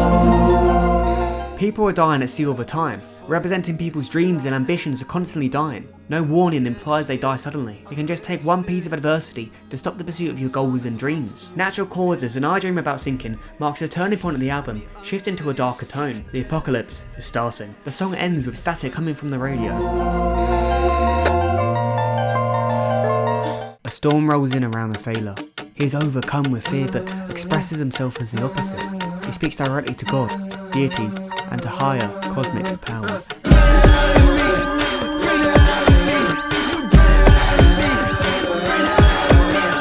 The song starts with the chorus addressing the sailor's depression. Depression can manifest itself as anger, frustration, and aggressive outbursts, which we see the sailor go through on this track. The visuals are performative as Quedeca raps into the camera. This is because Thunder was planned to be the final single released for the album. The single cover for Thunder was revealed online after the album's initial release. In the album's context, this could represent the sailor almost breaking the fourth wall with the way they speak to the higher power or deity. He addresses them directly, and this helps sell that. He's a human speaking to something above him, something that shouldn't happen, but here he is doing so, or at least imagining he is. We get one of the best shots and moments in the visual album with this shot. The sailor holds his hands up to the sky like he's conducting the weather. Lightning strikes as he poses, linking to the godlike power he described himself as having, claiming he controls the thunder and lightning. Many shots are underexposed, making it hard to pick up on all the details. It amplifies the dark and stormy mood of the song.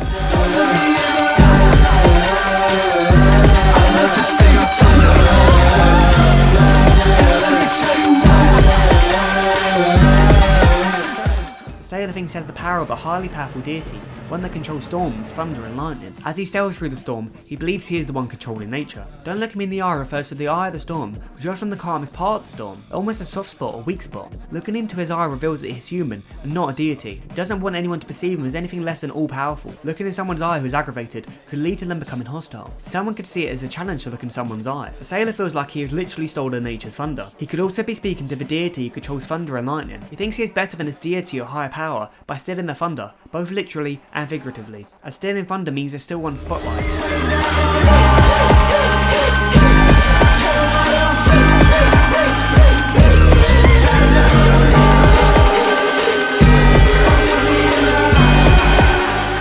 The sailor issues a challenge to the deity he is speaking to. He wants to be rained down on. Rained down can also be interpreted as raining down treasures to him. He wants people to bow down to him, worship him, rain him in treasures, have the freedom a god has. Yet again doesn't want anyone to look at him in the eye. The repetition highlights the importance of this to the sailor. The massive military-style boat represents that the sailor feels bigger and stronger than he actually is, as he's only sailing on a small sailboat. It feels like he's not just a traveller of the water, but that he controls it. The large boat is a more dominant force with more strength and control in the ocean than his sailboat, which he is sailing in. This shows that he feels like he is stronger than he actually is.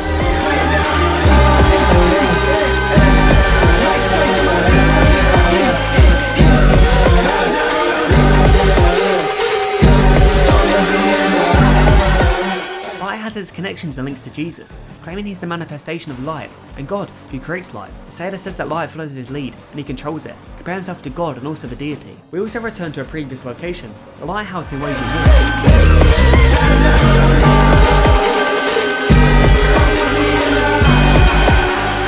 The location during Waging War represents how his brain thought the journey would be hard and harsh. We're now in Thunder, that reality has come true as the sailor travels through a storm with his depression catching up to him. I like to steal thunder. That light follows my lead. And I don't want an olive branch from you. I'll strike down the whole tree. The sailor states he doesn't want any olive branches from the deity he speaks to. This is a biblical reference to Genesis 8:11 from the Bible. Noah, from the story of Noah's Ark, sent out a dove. When it returned, it carried a freshly picked olive leaf in its beak, symbolising hope, renewal and tranquility. It was God's way of upholding his promise to Noah to never destroy the world with a flood again. The sailor is saying he doesn't want any peace or hope from the deity. Instead, he craves conflict, saying he uses lightning to strike down the whole olive tree. The deity he is speaking to could also be God itself. From Ruin My Life, where he turned his back on the sailor, perhaps now he's trying to get his revenge, take out his anger on God for turning his back on him. Light follows through a lead or wire when switching on a lamp. The sailor could see himself as the lead for the lightning. He is the conductor. Bad noise, you can't make a man from a god, so don't mind me. Sailor mocks the deity, making the point that you can't make a god, something perfect, into a human, something imperfect. This flips the concept from God stained on its head. Instead of something imperfect trying to be perfect, it's something perfect that cannot be imperfect. He sees himself as the god of his own life. In Ruin My Life, God turned his back on him. The sailor had to be the god of his own life. Here, he is taking out his frustrations and mocking him. Bad news, a million ways to show me what I mean. Telling me what I see, telling me who I've been. I'll tell you one thing, just one thing, you don't know him at all. This relates to Quedeca as a musician. People online often label him as a YouTube rapper, despite his evolution. They try to put him in a box and tell him who he is, but here, Quedeca tells them that they don't know who he is. After the verse finishes, the chorus repeats with more intensity and thunderous visuals. At all. deliverance in the wind, deliberate in your fall. And I'm sorry you went all that distance and paces, it covers the world and back. In that ground I found infinite bases and never set foot on a crack. Not once, not once.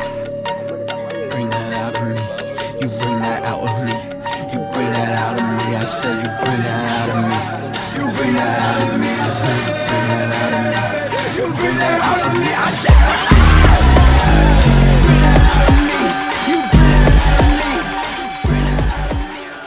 The shot of the light moving over the sailor reminds me of the lighting effect used in Quedeca's 2022 Tell Me a Joke. In Tell Me a Joke, a spotlight is moved over the sailor to create a silhouetted effect. Whilst the shot doesn't last very long, the shaky zoom in and lighting make it a standout and incredible shot from the album movie.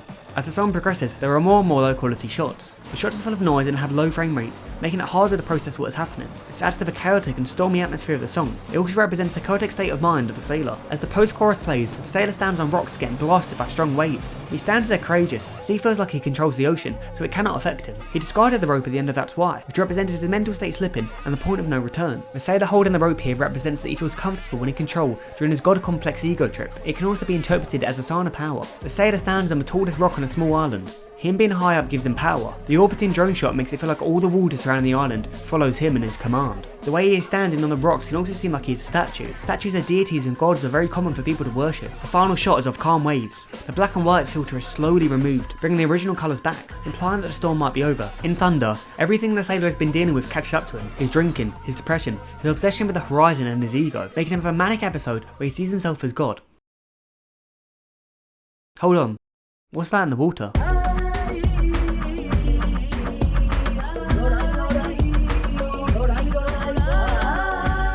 The Great Bakunawa, the Philippine moon-eating dragon, is a mythological being that is believed to be the causes of earthquakes, eclipses, rain, and wind. It's said that the Suebranos goddess created 7 moons to illuminate the earth. The Bakunawa found the moons to be beautiful and was amazed by their beauty, similar to our protagonist on Dancing Without Moving. The Bakunawa would rise from the ocean to swallow the moon whole. In one account, Filipinos would smash pots and pans together to create loud noises to make the Bakunawa disengorge the moons. Another account of the story shows Filipinos using instrumentals to create soothing music which are used to lull the Bakunawa to sleep. The vigils open on a large statue of a cross.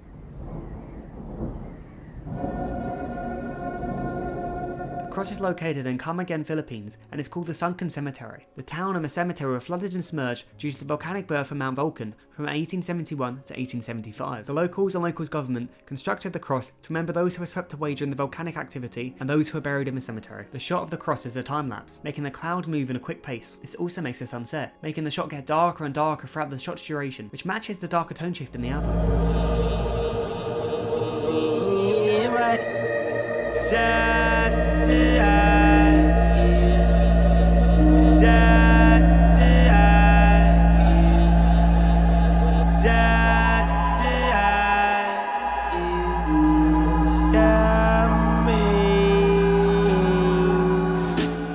The song starts with a sample of Barrington Levy, which is distorted and reversed at times. Jah is a shortened version of Yahweh. This is the personal name of God in the Hebrew Bible. Jah is a term that Rastafarians use to refer to their concept of God. Barrington Levy, who sings in the U sample, is a Rastafarian, followers of the Rastafarian religion that originated in Jamaica in 1930. With this context, Barrington Levy is referring to God. In terms of the album, it means that God, or a godlike creature, such as the Bakunawa, is chasing after the sailor. In Natural Causes, Bakunawa could be what was chasing after the sailor all along. A nasty beat drops in, which will make you hit a stank face each and every single time. It's so good.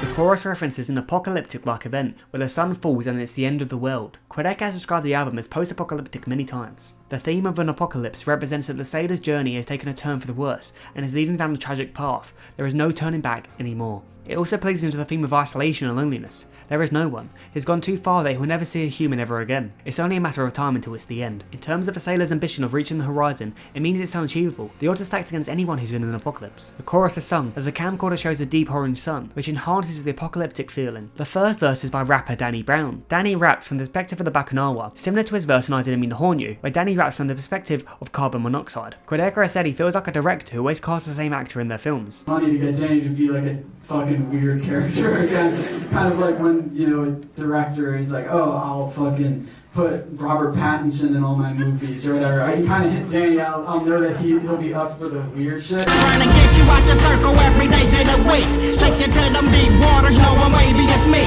Wavy is a reference to the Bakunawa's body, as he is a dragon and serpent which are both wavy. The Bakunawa may also represent other things here. The Horizon called out to the sailor, trying to bring him to the ocean, deep waters, which is in turn come away from his family and friends. When people refer to circle, they often mean people close to them, such as a close circle of friends. The Horizon was trying to isolate the sailor. The Bakunawa could also represent depression, as depression causes you to isolate yourself and not have the drive to go out and see your friends and family. I'm the beast of the night, ain't about to take flight. Take the light from the dark, wanna swim with the sharks. Bakunawa is ready to jump out of the water to eat the moon in the sky. Taking the light from the dark also references eclipses, which the Bakunawa is said to have caused. When I start to play my part, I can make the earth shake. Take away with one bite, wanna see an eclipse? Play your part is what someone does when acting, to play their role. I see 3 interpretations for this. Interpretation 1. The Bakunawa's role as a deity is to eat the moon. It's the purpose it's been assigned and one it does. Interpretation 2. Bakunawa is related to the Horizon, or the higher power / god.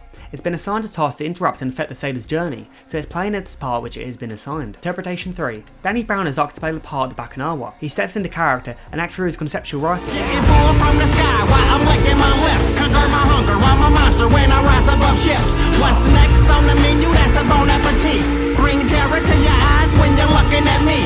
The Bakunawa falls from the sky into the ocean after eating a moon. Having eaten so many, he's feeling full as the moons lie in his stomach. There are more references to the Bakunawa rising out of the water above ships to feed on the moons. The creature is described as a monster, something that brings terror to the eyes of people. It makes the creature feel intimidating and a threat, not just to the moon, but to people. The inflection used to deliver brings terror sounds a lot like green terror. Not only is green terror the name of a fish, but it connotes envy. Fishermen are envious of how easy the Bakunawa can capture its prey. They envy its size and power. But the sound of a beat ain't sweet music to me. When the people sing in harmony, I gotta retreat. As we discussed, the Bakunawa is scared away with the sounds of drums or lulled to sleep with the soothing music. Here, the Bakunawa states his weaknesses, combining both accounts of the story rather than just one or the other. Bamboo on my tree, but I still gotta eat. So I just gotta creep, hope they don't peep me. In some accounts of the story, the goddess who created the 7 moons covered the moon in bamboo to stop the Bakunawa from attempting to eat it. However, the Bakunawa says he still needs to eat and he will continue to try eat the moon. But when I go for my feed, too much noise for me. So good luck finding poop in the belly. Too much noise means it isn't able to eat the moon sneakily. After all, it is a dragon that reaches from the ocean to the moon, so it's not exactly small and nimble, so I'm not sure what its plan was here. Too much noise also relates to the sound of the music, which deters him from eating the moon. I love the breathtaking shot of the sailor slowly walking through the water towards the cross, whilst the sun's powerful rays seep into the camcorder's lens. The darker lit cross and the bright sun / horizon create a contrast in frame. The album's darker and apocalyptic tones and themes are highlighted for its visual style here. We've discussed multiple times throughout this video about sunrises represent youth and the start of the journey, with the sunset representing age and the end of the journey. The sunset reinforces that the sailor's journey is coming to an end. The sailor is in waist-high water. Using the same visual motif, and that's why he is slowly being pulled underwater as the journey continues forward. If you remember the dead fish in the rowboat from That's Why, this represents the sailor's boat in the Bakunawa, foreshadowing at its finest.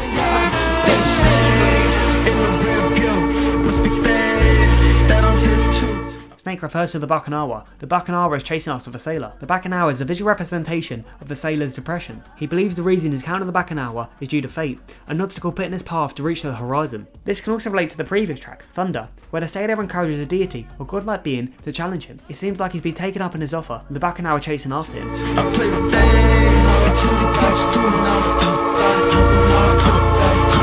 The sailor comes up with a plan of action to apprehend the Bakunawa. Back together makes it seem like the sailor knows the Bakunawa, but this obviously isn't the case. I think it refers to the Bakunawa representing his depression and struggles. They've caught up to him, and now they're back together, reunited at last. His effort to outrun his struggles have proved fruitless. Just play it safe until he fears you. The sailor wants to not only defeat the Bakunawa, but have it fear him. It seems he still has an ego like he had in Thunder. Quedeka takes the second verse. I can feel the shaking when it's deep underneath. Tell me when's the last time we see one of these. The sailor is in awe to see such an elusive beast, similar to Titans of the Loch Ness Monster. The sailor makes his way closer to the cross. The water gets deeper as he ventures further out, coming up to his chest and neck. Moon man fishing when he leaps out the sea. Closer to the edge, getting steep in my reach. Moon Man Fishing is a reference to the DreamWorks logo. It features a boy sitting on a crescent moon with a fishing rod. Since the Bakunawa leaps out of the sea to eat the moon, the boy fishing for the moon is like it's fishing for the Bakunawa. The sailor isn't only trying to protect himself, but the moon as well. On dancing without moving, he became infatuated with the moon, describing it like a partner. We wouldn't want to see it destroyed. Banging on the drums, I turn the beat into a shield. It's hard to compete, I'm taking my seat, but in the middle. The beat of drums scare away the Bacchanal. So the sailor creates a shield around himself by creating loud drum-like sounds to deter the Bacchanal from him. Taking a seat but in a kneel could be a reference to canoeing. Kneeling is beneficial to have a lower centre of gravity, which provides more stability. It's common to kneel in harsher conditions. Whilst the sailor isn't in the canoe, he is still in an unstable environment, so kneeling might provide him with some comfort. It shows the sailor is trying to navigate the waves and wind caused by the Bacchanal. I convince the birds that I'm asleep at the wheel. I could point them to the light if just a sweet in the deal.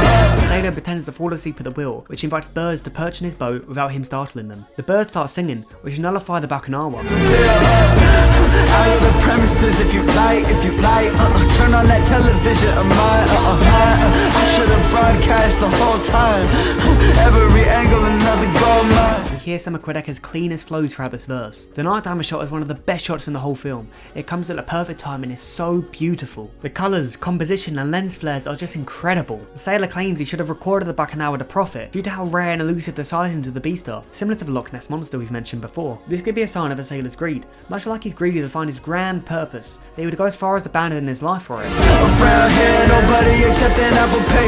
You'll have to try not to back away when you're passing a snake in the rear view. Once we fade down here too.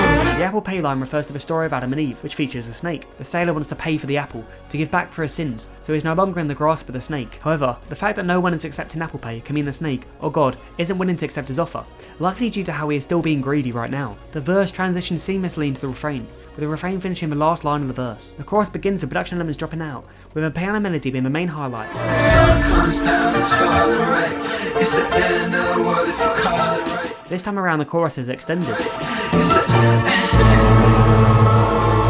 For everybody in the spot, I'm on the mic. If it's the end of the world, why not tonight? It's the end. Quedeca is literally on the mic as he records the song. The sailor creates music like he's on the mic to stop the Bacchanal. The sailor knows it's the end of the world, of his world, but he questions why isn't it ending now? Why is it not ending tonight? Why do I have to wait? If the decision has been made for him to be alive and continue his journey, what's the point? I say it like this because the sailor has mentioned fate. It's the same old story, how it came and went. I need a couple more bottles for the main event. It's the end. The sailor's battle with the Bacchanal ended in the same way in the stories. It was defeated by music. The sailor beat the Bacchanal. He knows the end is still approaching. He's waiting for the main event, which refers to the last match in a combat sports or sports entertainment card. Throughout the album, there have been many references to bottles in terms of the glass bottle we found in Godstained, and drinking bottles of alcohol. The sailor can be referring to both here. He wants more bottles of alcohol to cope with his intense level of fear. It's also common for people to drink alcohol whilst watching a sporting event. The sailor wanting to find more glass bottles refers to him wanting to find more objects to find more answers. He wants to try to find more answers before his journey ends. And if it's time for last words, I'ma make it count. I need a million bad bitches just to play me out. It's the end. The sailor knows his time is coming to an end, but he still decides to make a joke during this time, as needing the million bad bitches to play him out when he dies is not the most traditional final words. Quedeca here is just being goofy and funny, but could also reference the sailor committing the sins of greed and lust. I got a front row seat, that's what I call it. I'm kicking out my feet, no need to stall it. It's the end. The sailor had a front row seat to the Bacchanal, and now to the end of his world. He knows it's inevitable, so he doesn't try to stall it, he embraces that it's the end. Low quality orbiting drone footage of the cross makes not only for stunning visuals, but highlights how important the cross really is. It's not just a cool background, it's vital to the album's story and themes. The cross and the sunken graveyard represent the impending end. When the sailor eventually arrives at the cross, he's already survived the defeat of the Bacchanal. Cross and cemetery can represent the defeat of the Bacchanal. Due to its size, it needs a large grave, which the cross represents. Crashing against the sky until it shatters. I couldn't even tell you if it matters. It's the end.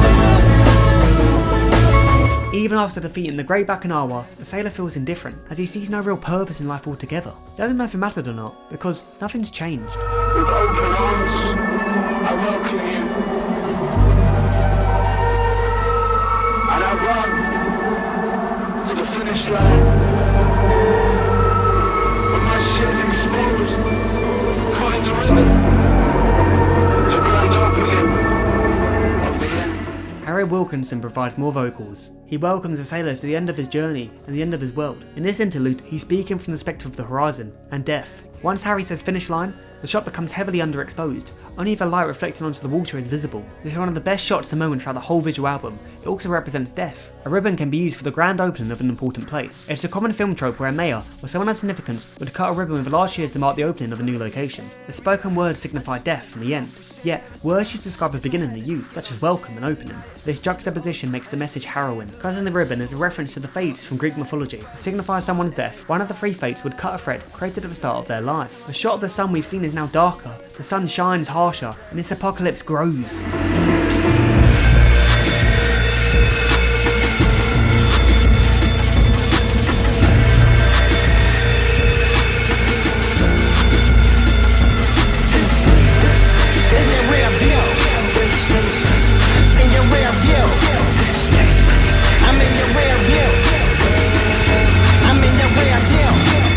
The song ends with Danny Brown repeating the line from the refrain. This can reference that the Bacchanal is now in the past, as the sailor has defeated it, but if the Bacchanal is a reflection of the sailor's depression, then perhaps it's still after him, chasing in the rearview mirror, just like the T-Rex from Jurassic Park.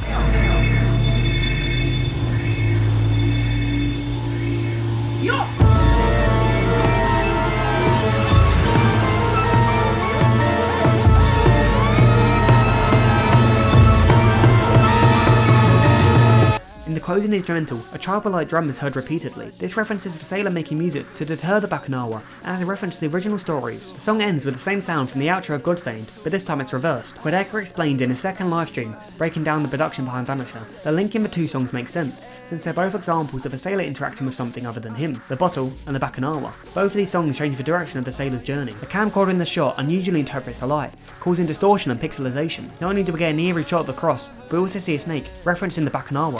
Is this really happening? It's a little fantasy direction.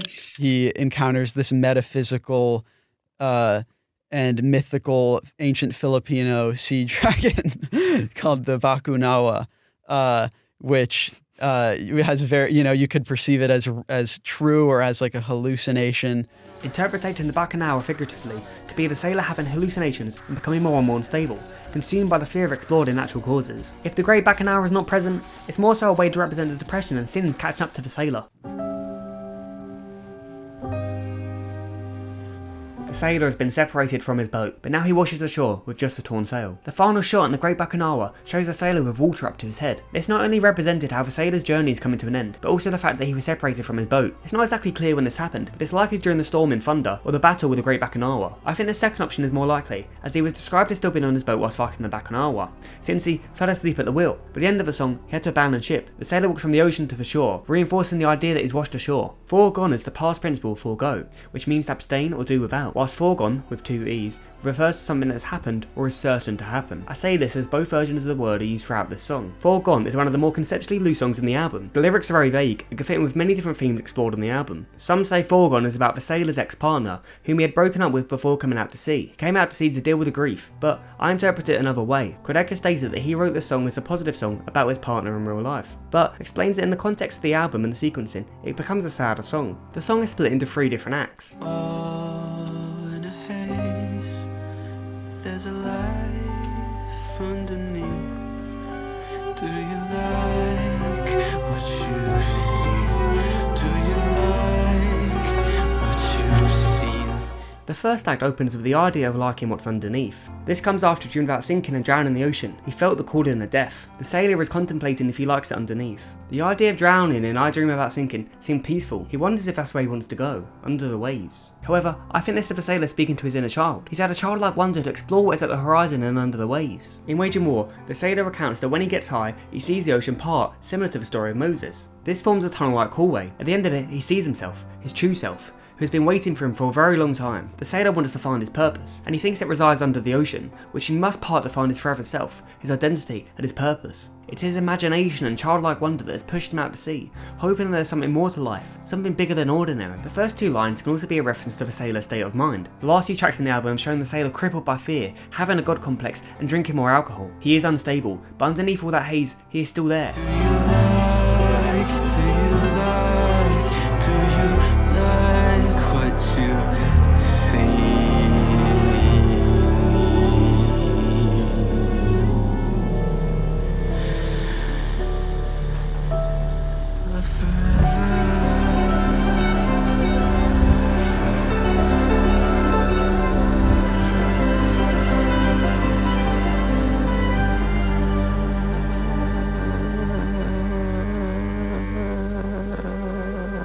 Quebec holds the final forever for such a long time that his voice starts to break until he can't hold it any longer. Forever means that if he does go underwater, that's where he will rest, forever. The visual album has been a 4:3 aspect ratio throughout. However, the aspect ratio starts to transition into a 16:9 aspect ratio. An aspect ratio shift from 4:3 to 16:9 can represent the protagonist entering a more expansive location. He's been separated from his boat, which is only small, so he hasn't been able to step off the boat the whole time he's been on the journey. The aspect ratio shift can also represent the sailor's perspective evolving. As he now reaches the end of his journey, he knows that he will die, and there's no turning back for him. The first act can also be interpreted as the horizon speaking to the sailor, asking him does he like what he sees underneath the waves. The horizon is calling out to the sailor, just like he did in No Questions Asked. There's an old piano on the shore. One of the keys is broken, it's constantly being held down. The paint has been rubbed off and smudged across the piano. The piano isn't physically there, but it makes the song more intimate and emotional. The sailor is physically on the shore with a sail, however. On top of the piano is the glass bottle found in Godstained, 4 books which we see the sailor read throughout Ruin My Life and briefly in Godstained, and the small model rowboat featured in That's Why. The keys from the piano are shown to be underwater, slightly reminiscent of Our Dream About Sinking. The huge mountain towers over the sailor, a representation of the grief and struggles he has endured. There's also a reference to the line from Ruin My Life.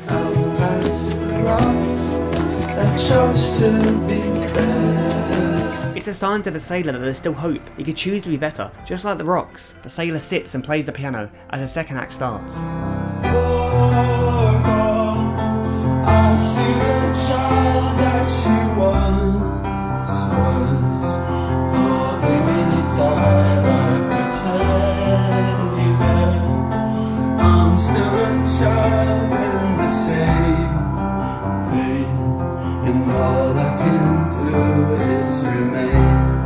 The sailor sings, not to the camera like Godstained and Thunder, but actually out loud in the universe. These are his words, and he's letting them out, expressing himself before the end of his journey. In the first half of the first verse, the sailor is speaking to his sailboat, the Horizon Scraper, the vessel that has carried him throughout his journey so far. In the song Monday, we saw the sailor referring to his ship using feminine pronouns, so the use of feminine pronouns here can refer back to the boat. He sees the boat as the child it once was, at the start of the journey. It held him close and was a comfort to him like a teddy bear, protecting him from the strong current underneath. These lines can also reference the rope which we have seen throughout the visual movie. He now no longer has his comfort or means of escape. Foregone, spelled with a singular E, is talking about the present and future. The sailor has to forego without his boat from now on. A teddy bear is a comfort item, something that a child holds close. The sailor says he's still a child. He still has this childlike wonder inside of him. All it can do is remain. All he can do is remain. He will always have this childlike wonder inside of him. Since he was young, he's always wanted to solve his puzzle, do something bigger than himself.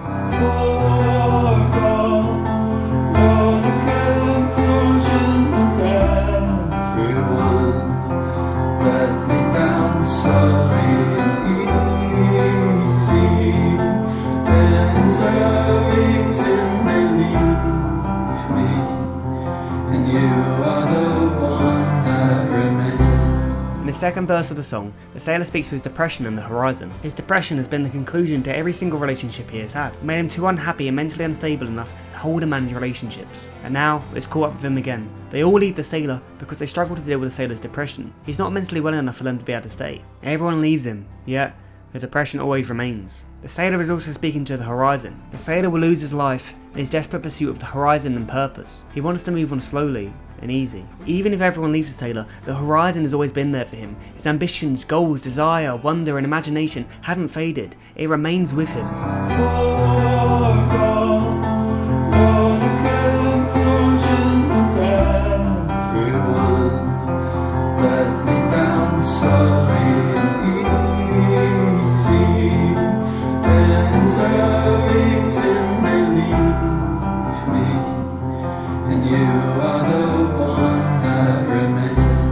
The chorus references multiple themes, the sailor speaking to himself and his inner child, the horizon and his depression, echoing the messages of the first verse.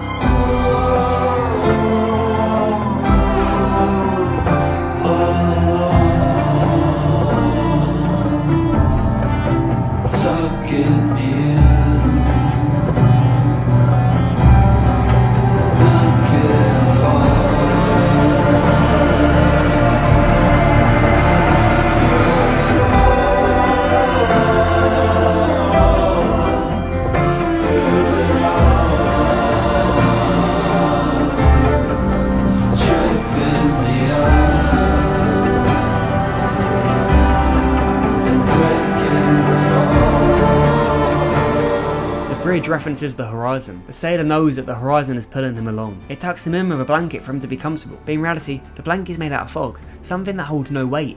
It's pretending to comfort and help the sailor, when in reality, it's doing the opposite, leading him down a path of self-destruction. It's been luring the sailor in, causing him to trip and fall, but then it catches him. The thought and idea of just scraping the horizon gave him the hope to keep on pushing.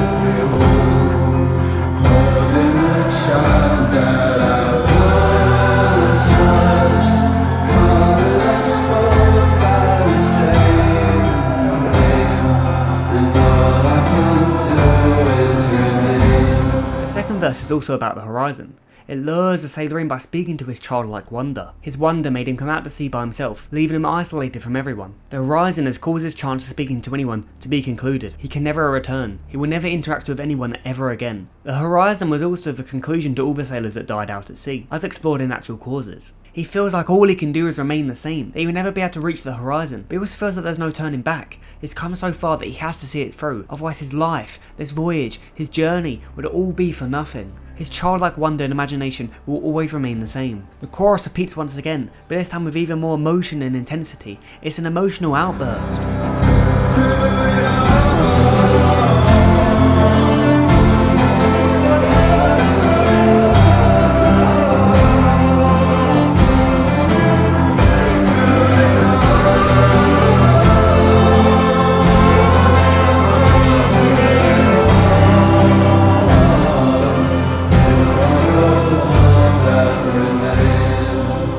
The sailor is letting everything out.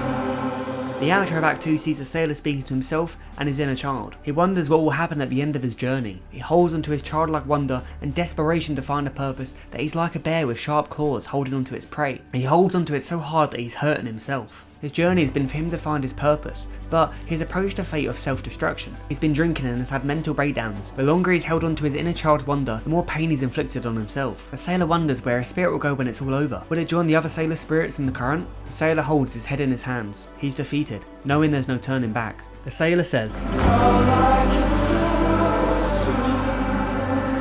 He doesn't finish the word because he realises he doesn't have to remain. He develops the idea to carry on with his plan and find what he's been searching for.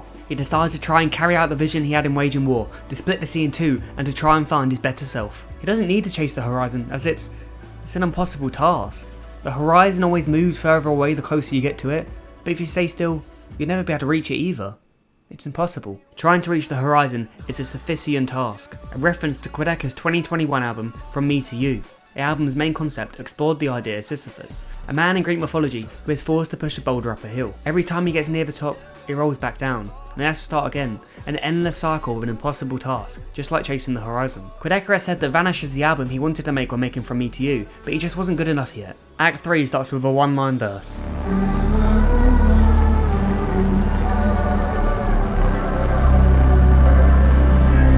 Sailor makes his way out to sea. This time, he has no boat, just himself. He's taking a different path. The line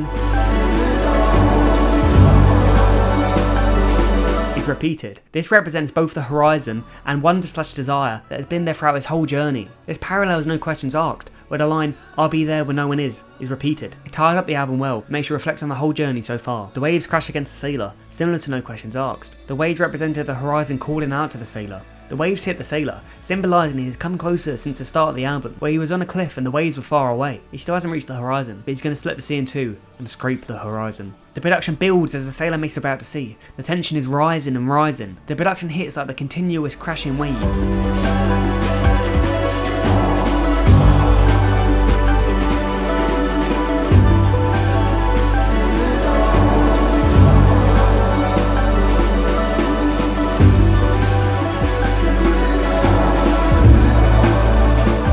sailor continues out to sea further and further. It keeps hitting and pushing the waves away.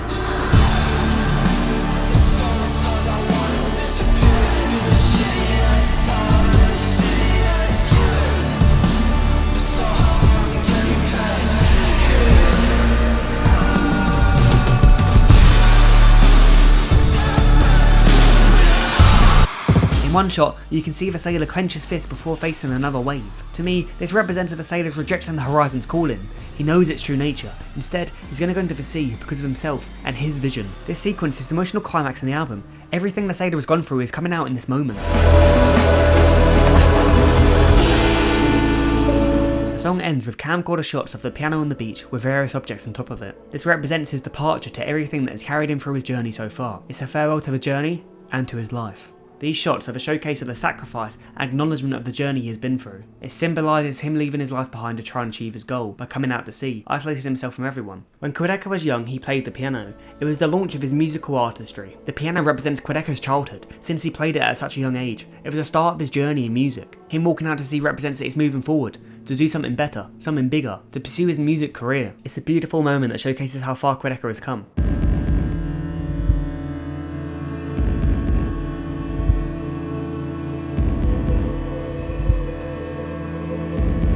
Ladies and gentlemen, we've made it. The 14th and final song, Casper. Casper features Manchester experimental band Maruja, which Harry Wilkinson is the frontman of. The title of the song, Casper, can have 4 different meanings. The first meaning is that it can reference the friendly ghost Casper from the cartoon series of the same name. He's beyond the point of no return, so he can never return home to his family and friends. Such to them, he's a ghost. Caspar David Friedrich was a German painter who specialised in landscape paintings, often depicting nature and its power. The Wanderer Above the Sea of Fog is one of Caspar's most famous paintings. Vanisher shares many of the same themes as the painting and his work as a whole. This shot from thunder seems to draw inspiration from the painting. Caspar is also believed to be one of the names of the 3 wise men who visited Jesus upon being born. This ties into religious themes and symbolism we have seen throughout the album. The name Caspar also means treasurer, which links to the sailor's desire to find something out at sea. He's been searching for his treasure, his purpose. On the Quedeca Reddit, We Bored Type Trash came up with another way to interpret Caspar. If you're interested, I encourage you to read it for yourself, as the theory is really interesting. The sailor, motivated to split the sea in 2, carries his ripped and torn sail across the beach, making his way towards the sea, where the waves call out to him. The sailor struggles to carry his sail across the beach. You can see the exhaustion of the sailor. The use of slow motion amplifies this further. The drum that plays at the start of Caspar is also used in Ruin My Life. So one crazy thing that you might not notice, right, is there's this drum in Ruin My Life.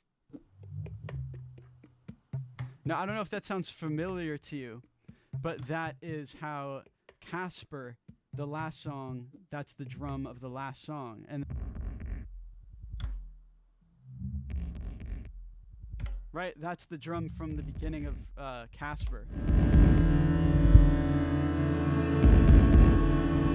The dark orange sun isn't peaceful, it's menacing. It lurks like the eyes of a predator through leaves in a jungle, but instead, behind the clouds, it's watching, stalking its prey.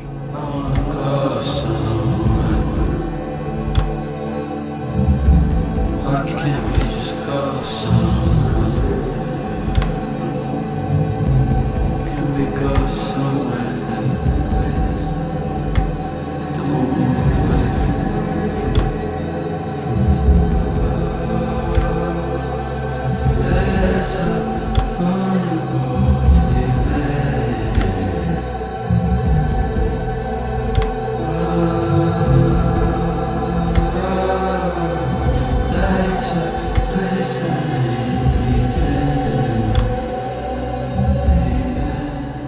The sailor yearns for a place that doesn't move away from him, but instead a place that waits for him to reach it. Unlike the horizon, that will always move further away from him, he'll never be able to reach it. Quedeca's vocals are mixed in a similar way to his previous album, I Didn't Mean to Horn You. This stylistic choice creates a haunting atmosphere. The sailor mentioned that there's a vulnerable feeling, which could be linking to his depression, which is always making him feel vulnerable. It also links back to Waging War, where the sailor says that he's been vulnerable for years, while speaking to his depression.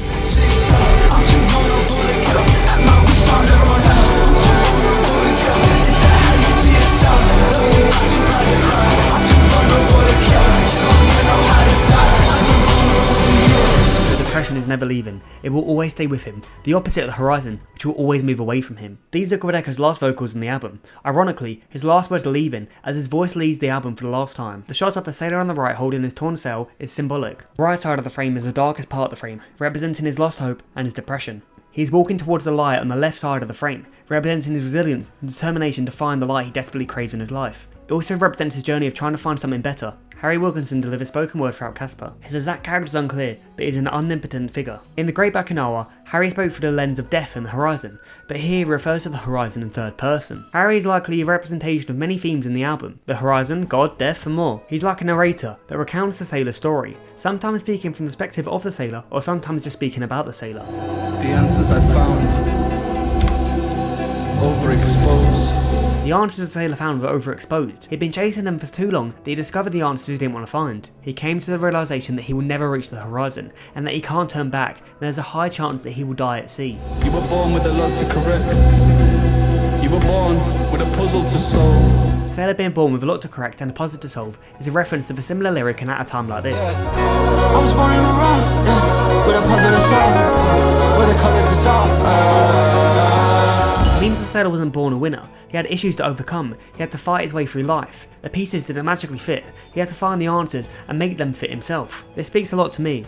I've suffered with stuff I've had since birth or a young age. I was born with a puzzle, one which I'm still trying to piece together today. The dark red sun lies in the horizon line as it sinks into the sea. The eyes of the sun are now red, closing in on its prey. This makes the sailor more determined to part the sea. The horizon is ultimately what he has been chasing. The sun setting into the sea aligns with his vision to find a better version of himself. His vision and embodiment of reaching the horizon. You're not high, you just became a child. Return to a path, hiding in overgrown grass. Throughout the album, there's been references to being high and drinking alcohol. Here, Harry explains that he's not been high, instead he's been a child. He's referencing the childlike wonder which we explored in Foregone. He doesn't envision himself splitting the sea in two because he was high, but because of his inner child wonder. Being high just ignited it. Harry mentions overgrown grass, a reference to the visuals for No Questions Asked on Monday, where the sailor is amongst overgrown grass. We've established that this visual scene and these tracks happened before the start of the journey. The overgrown grass represents his life before the voyage, the more comfortable life, where he hid amongst the grass. He didn't try to find his true self or the answers he wanted. He was hiding from his true desire, playing it safe. If you didn't chase it would have stayed still. The horizon will always keep moving. The more you chase it, the more it moves away from you. The horizon will forever be out of reach. The goals we set for ourselves lay on the horizon, but once we get close to reaching those goals, we need more and more goals. We need something to work towards, which in turn makes us create more goals, setting the horizon even further and further away from us each time. This keeps looping until we eventually run out of time to continue chasing. We become busy, lose ambition, grow old, or die. Reaching the horizon is impossible. It's like trying to reach perfection. You'll never be able to catch it. The horizon is a prey-like animal that preys on men who prey like animals. And now it takes form and takes flight. It can take you anywhere you like. These are some of my favourite lines from the album. Drums kick in with these lines and the instrumental starts to build. The horizon is depicted as a man's prey due to people chasing after it and attempting to capture it. But in reality, the horizon is the predator. You only find out when it's too late exactly what happens to the sailor. It also makes the point that no matter how much someone prays to reach the horizon, they ultimately never will. The horizon takes forms in one's goal and ambitions. It takes people on a journey anywhere they like to go, but it's ultimately the endless pursuit of the horizon that wears them down, which then lets the horizon prey on them when they're weak and tired from not reaching their goals in life. The horizon takes form and flight as the sailor begins to chase after it. As before it stayed in the same place, it begins to fly away from him. Open your hand and your palm. To open your palm is to be honest and display openness. It can also represent surrender, which is the key theme throughout the album, especially on Waging War, where the sailor surrenders to his heart, to the waves, and to the sail on top of his boat to take him on his voyage. To be honest is to tell and face the truth. The sailor has done that, as he's accepted that there's no turning back and he's likely to die at sea. It can also convey a willingness to receive something and or a desire to let go. The sailor wants to receive answers by chasing the horizon, letting go of his life at home and the people he knows, to go on this isolating, selfish journey. Drown out the countdown to the alarm. The sailor drowns out his fears. This is shown in Natural Causes, where the sailor is paranoid, but then in Thunder, the same fears manifest themselves as ego and anger. The line curves into a path through clouds. The tail wrapped in waves, its mouth covered in sky. This is a reference to the Bakunawa from The Great Bakunawa. It seems throughout this verse, Harry recaps the sailor's journey so far. This reminds me of the final verse in Kendrick Lamar's Fear from his 2017 album Damn, where he recaps many songs from the album. Fear losing loyalty for pride, cause my DNA won't let me involve in the light of God. I'm talking fear. Fear that my humbleness is gone, I'm talking fear. Fear that love ain't living here no more, I'm talking fear. Fear that is wickedness or weakness. Covered in sky, I pray one last time. But I didn't know, it can smell fear on your breath. This references the alcohol the sailor consumed to help manage his fear. When one has drank alcohol, it's easy to smell it on their breath. Alcohol is connected to the sailor's fear, so the smell of alcohol conveys fear. Death can smell the fear in the sailor. And the sweat in the hands of a man who has never forgiven himself. The sailor doesn't forgive himself. This can be a symptom of depression. Depression can significantly hinder self-forgiveness and create a tendency to dwell on past mistakes. And the answers I so desperately crave will cover me in the shape of a cave. This references the sailor wanting to split the sea, but ultimately it isn't possible. The waves will fall in on him like a cave caving in. It can also be a play on Plato's analogy of the cave. We will explore this later on. Removing a stone from a roof held together with nothing but tension. I can end the world with one slip from the other side of the ceiling. This can show how the godlike omnipresent narrator, which Harry represents, breaks the fourth wall. It speaks to the audience from the sailor's perspective, whilst also narrating his journey through a different outside view. It could also be a reference to Thunder, where we explored the sailor breaking the fourth wall by speaking directly to the camera. This represents that he's from beyond the sky, beyond the world. He's an outside figure, whilst also representing how fragile the sailor's existence is by the end of the world. His world has entered an apocalyptic state and is close to ending. He could end his world with just one simple mistake. This line from Wage and War hints at this concept. I accept your answer. I was just a pretender who learned how to surrender. At least I know something you won't. In a bigger picture where I extend beyond the frame. The sailor speaks to the horizon. He accepts the answer that he will never reach the horizon. The journey was really a way for him to isolate and run away from his struggles. Yes, he cared for the horizon, but he was a pretender for thinking that he would reach it. He kept telling himself he could do it, even when he knew it was impossible, deep down. He learned how to surrender, in waging war, to his heart and to the sail on the ship. The sailor believes that after he leaves this world, the frame, he will extend beyond to an afterlife. This can also reference Quedeca. His art and legacy will outlive him in this physical world and life. As art lasts forever, it's immortal and never dies. Your world will end at home. And to you that will be good enough. My world ends so much worse and so much harder. The sailor compares his life to someone who never took risks, someone who stayed comfortable. He explains how his life will end so much harder because he went on this journey, he took risks, he isn't going to die staying comfortable. He broke out. The other person views dying comfortably as being good enough, but to the sailor, it's not. To me that is better. His world is going to end so much worse and harder, but to him, that's better. He's lived his life to the fullest by taking risks and going through his struggles. Even if he didn't achieve his goals, he still tried, he still had that ambition. The final lines from verse 1 relate to death. To it we're the same, and to everyone, After the instrumental builds, it drops into a percussion-dominated soundscape. Maruja and Quedeca collaborate with a beautiful yet devastating production.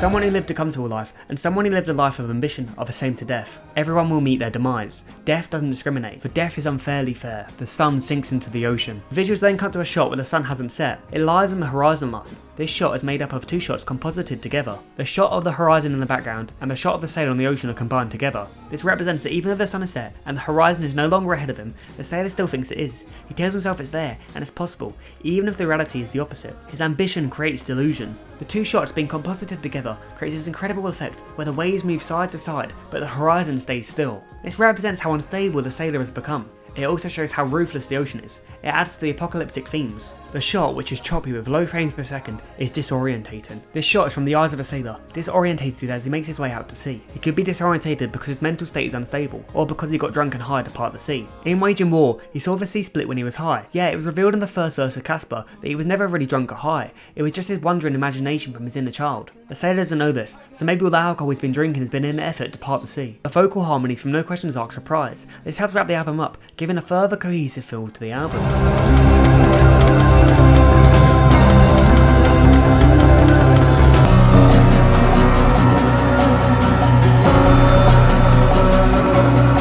The sailor dance and moves, similar to how we saw in No Questions Asked. The second verse begins with vocals yet again by Harry. The captain stands alone, arms to the sky, the symphony of loneliness, unheard upon its own. The lines refer to the sailor being the captain of his sailboat. This highlights the loneliness he faces. Usually a captain is surrounded by his crew, but here the captain has no crew. Arms to the Sky also reminds me of this shot from Thunder. Maruja also have a song called Thunder which features a similar line which I thought was quite cool. He cracks a bolt, it's the only friend he knows. Years of no expression left him bitter, comatose. Cracking a bottle refers to the bottle from Godstained and the alcohol the sailor has consumed throughout the album to cover his fear. The only friend he has come to know on the ocean is the alcohol. In this moment, he feels fear the most. He's walking straight to the apocalypse, to his demise. The sailor is shown to be struggling against the ocean. He pushes the water away. He's pushing the horizon away, like we saw in Foregone, but tempting to still split the ocean in two. Before he began his voyage, the sailor felt empty of no purpose or meaning. He had prolonged resentment and unhappiness over how he felt. He felt bitter. Comatose is a state of deep unconsciousness. He never truly felt alive or awake, just idling. He gives a toothless grin, about to meet the devil, projections from within. In Thunder, it was storming and raining torrentially. To give a toothless grin is to smile without opening your lips to reveal your teeth. This smile can look menacing or sarcastic, which has the parallels to how the sailor was acting in Thunder. After Thunder, he meets the great Bakunawa, whom the narrator may be describing as evil. He claims it is projected from within. This can mean the sailor's evils, his sins, or his depression, took form into the Bakunawa. This can also mean the sailor is expecting to meet the devil once he dies. He's projecting his inner sins out to the world, thinking he must meet the devil. More pessimistic thinking. Lightning strikes the ocean, illuminating fears. The depths reflect his mind, his time is getting near. Which brings up Plato's analogy of the cave once again. If you're unfamiliar with the analogy, imagine being in a cave, not knowing what the outside world is like, and all you can see are shadows from the outside world. You have no way of knowing what the shadows actually are. For example, if you see something in the shape of a horse, it could be a horse or a small model of a horse, or something else entirely. The shadows only display shape, not texture, size, or depth. If you choose to venture out, you will see exactly what the real world is like. This is what the sailor has attempted to do by leaving his ordinary life, his cave, and going to the outside world, the ocean. Instead of finding answers different to what he thought in the cave, he just found his same fears reflected back at him. What he thought to be true in the shadows were indeed the truth. The depth reflected in his mind can also relate to the previous lines, where he thinks he is going to hell to meet the devil. He's thinking negatively and pessimistically here. The weather reflects this through pathetic fallacy. These thoughts are represented through torrential rain and storms. Every moment, wish away the minutes. Waves as big as mountains, strung out to his limits. The blackness of oblivion, reality sinks in. Consumed by the roar of fear, 1,000 voices grim. The sailor struggles to stay afloat with the huge waves. He's being pushed to his limit. Reality sinks in. He realises he is dying, he has reached his limit, and that he cannot go any further. The daunting oblivion of death and the void under the ocean fills him with fear. Fear roaring emphasises the amount of fear the sailor feels, more than he has in his whole journey so far. 1,000 voices grin can be the spirits of the ocean floor. In the current, they grin, seeing another spirit will join them soon. His heart rate is fast and he's fearful. Finishing the bottle also emphasises the amount of fear the sailor feels. Climbs up to the sail, clutching, wishing for tomorrow. Whilst he doesn't physically climb up to his cell, as he no longer has a ship, these lines represent that the sailor wants to live, but also wants to reach the horizon, reach his purpose. This isn't a suicide.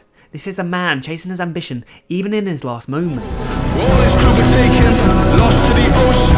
The ghosts of his friends begin to haunt him, spirit broken. We know the sailor never had crew or friends on his journey. The closest things he had were potatoes and a piggy bank. So unless it's a Toy Story, he didn't have any friends on his journey. However, friends can relate to the other sailors who have died on their journey and are now the spirits under the ocean haunting him. They are the 1,000 voices that grin. Vanish like the stars on a dark misty night. Evil howls the wind as it bogs in his mind. The thunder splitting edge, like the sound of metal snapping. His fate is getting closer, faith was always lacking. The sailor is going to vanish. Nature takes its toll on him, and a storm is taking place. The wind barking highlights the force of the wind. His fate of vanishing is drawing closer. As explored earlier, death doesn't discriminate. Having faith and praying is no different than someone having no faith and not praying. Lack of faith can also be a reference to Thunder, where the sailor jabs at a godlike figure, and also Ruin My Life, where God turns his back on him. Time is of the essence, embrace or let it go. A solace inside courage, intuition always knows. Time is running out for the sailor. He is on the brink of dying. His courage to travel out to sea was from his instincts. In his heart, he doesn't regret his decision to go on his journey, as he's always wanted answers and he just followed his heart's content. Even in his final moments, he fights for answers, for a purpose, and to be better. The darkness is consuming him. He hasn't been shown a new life like he imagined, but instead, he's found one of darkness, below the abyss. The horizon and God sees the sailor's desperate want for answers and purpose, to be greed, one of the 7 deadly sins. He compares him to darkness due to his greed for more. Even in his final moments, he is greedy. Heaven being wide open seems out of place because it is hell on earth. The apocalypse is in full effect. Why would heaven be open for him when he is greedy? You would think he'd be sent to hell, much like he's envisioned when he says he has to meet the devil. After Harry delivers his impactful final line, heavy drums crash like mountainous waves.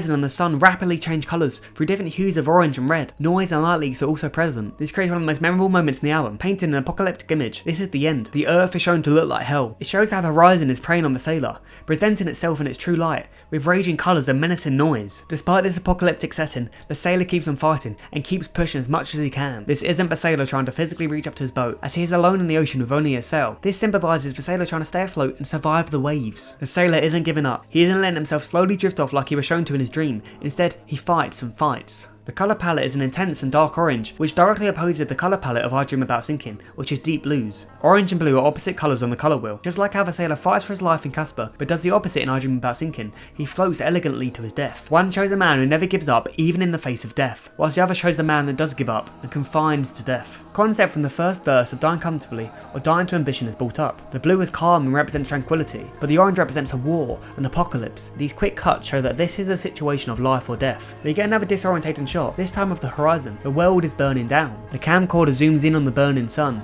the eyes of the horizon. It closes in on the sailor. Quedeca, Maruju's apocalyptic instrumental, which Quedeca described as banging on the walls of life, accompanies the sailor as he desperately tries to use all of his strength to escape his fate of dying in the ocean.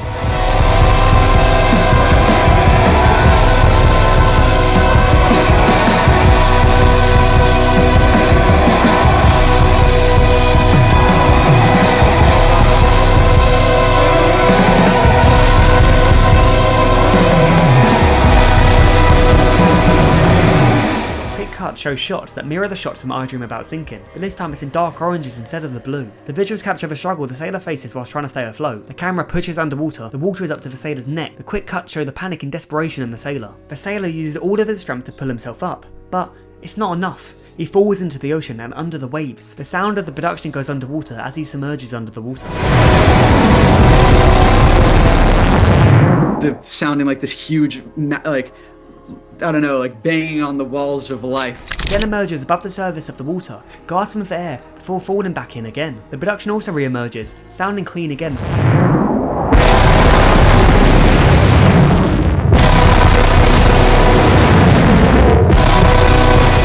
He emerges back at the sunken cemetery in the night and in the day. Returning to this location references his grave is waiting for him under the water, much like the graves under the water in the cemetery. The ocean is a cemetery for all the spirits of the sailors who have died out at sea. Quedeca has also described this moment as a baptism-like moment. Getting this weird supernatural baptism moment. As he falls back into the ocean, there are shots from previous songs in the album. The opacity is low, which makes it hard to see. In fact, I only picked up on this as I was writing the script for this video. We first of all see a shot of the cross from the Great Bakunawa. We then see a shot of sails from No Questions Asked to Monday, and then a shot of the lighthouse shining onto the sailor from Waging War. The sailor leaps out of the water again, returning back to the original apocalyptic setting before falling back under the waves again. The same shot of the underwater sail from I Dream About Sinking is shown, but this time in orange. Noise and red light leaks cover the frame, just like the horizon did.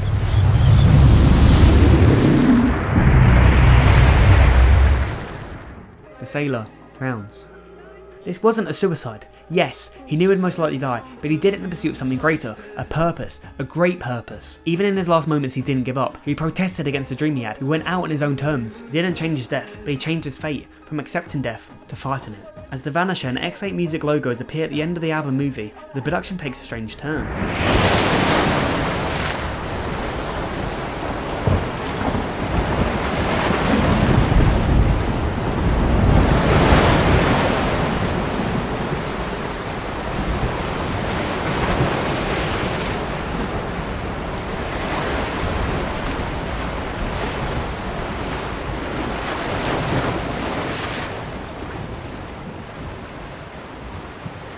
A sound comes back out of the water.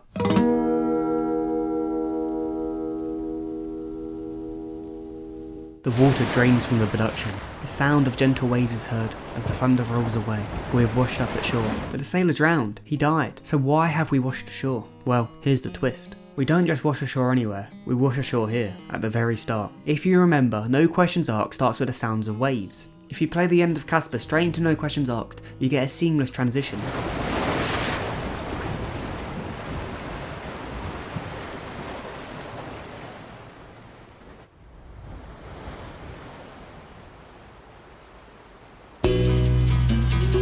The album is a loop. It means the sailor is stuck in an endless loop, Once he dies, he washes up back ashore and has to restart his journey all over, with no memory from the previous voyage. It's an endless pursuit to reach the horizon and escape his depression and struggles. Those with a good memory and an impeccable attention span will remember I said I will further discuss the line from That's Why where everyone wears a sailor's clothes. Well, now I am. The sailors who have died out at sea are different variants and versions of a sailor. They literally wear the same clothes because they are him. The spirits of other sailors aren't just random strangers who have died out at sea, they're past versions of the sailor. We established that chronologically, Monday is the beginning of the album. This is further proved as the sailor drowns in his blue jumpsuit attire. Monday starts with the sailor in the blue jumpsuit rather than his brown outfit he wears in No Questions Asked.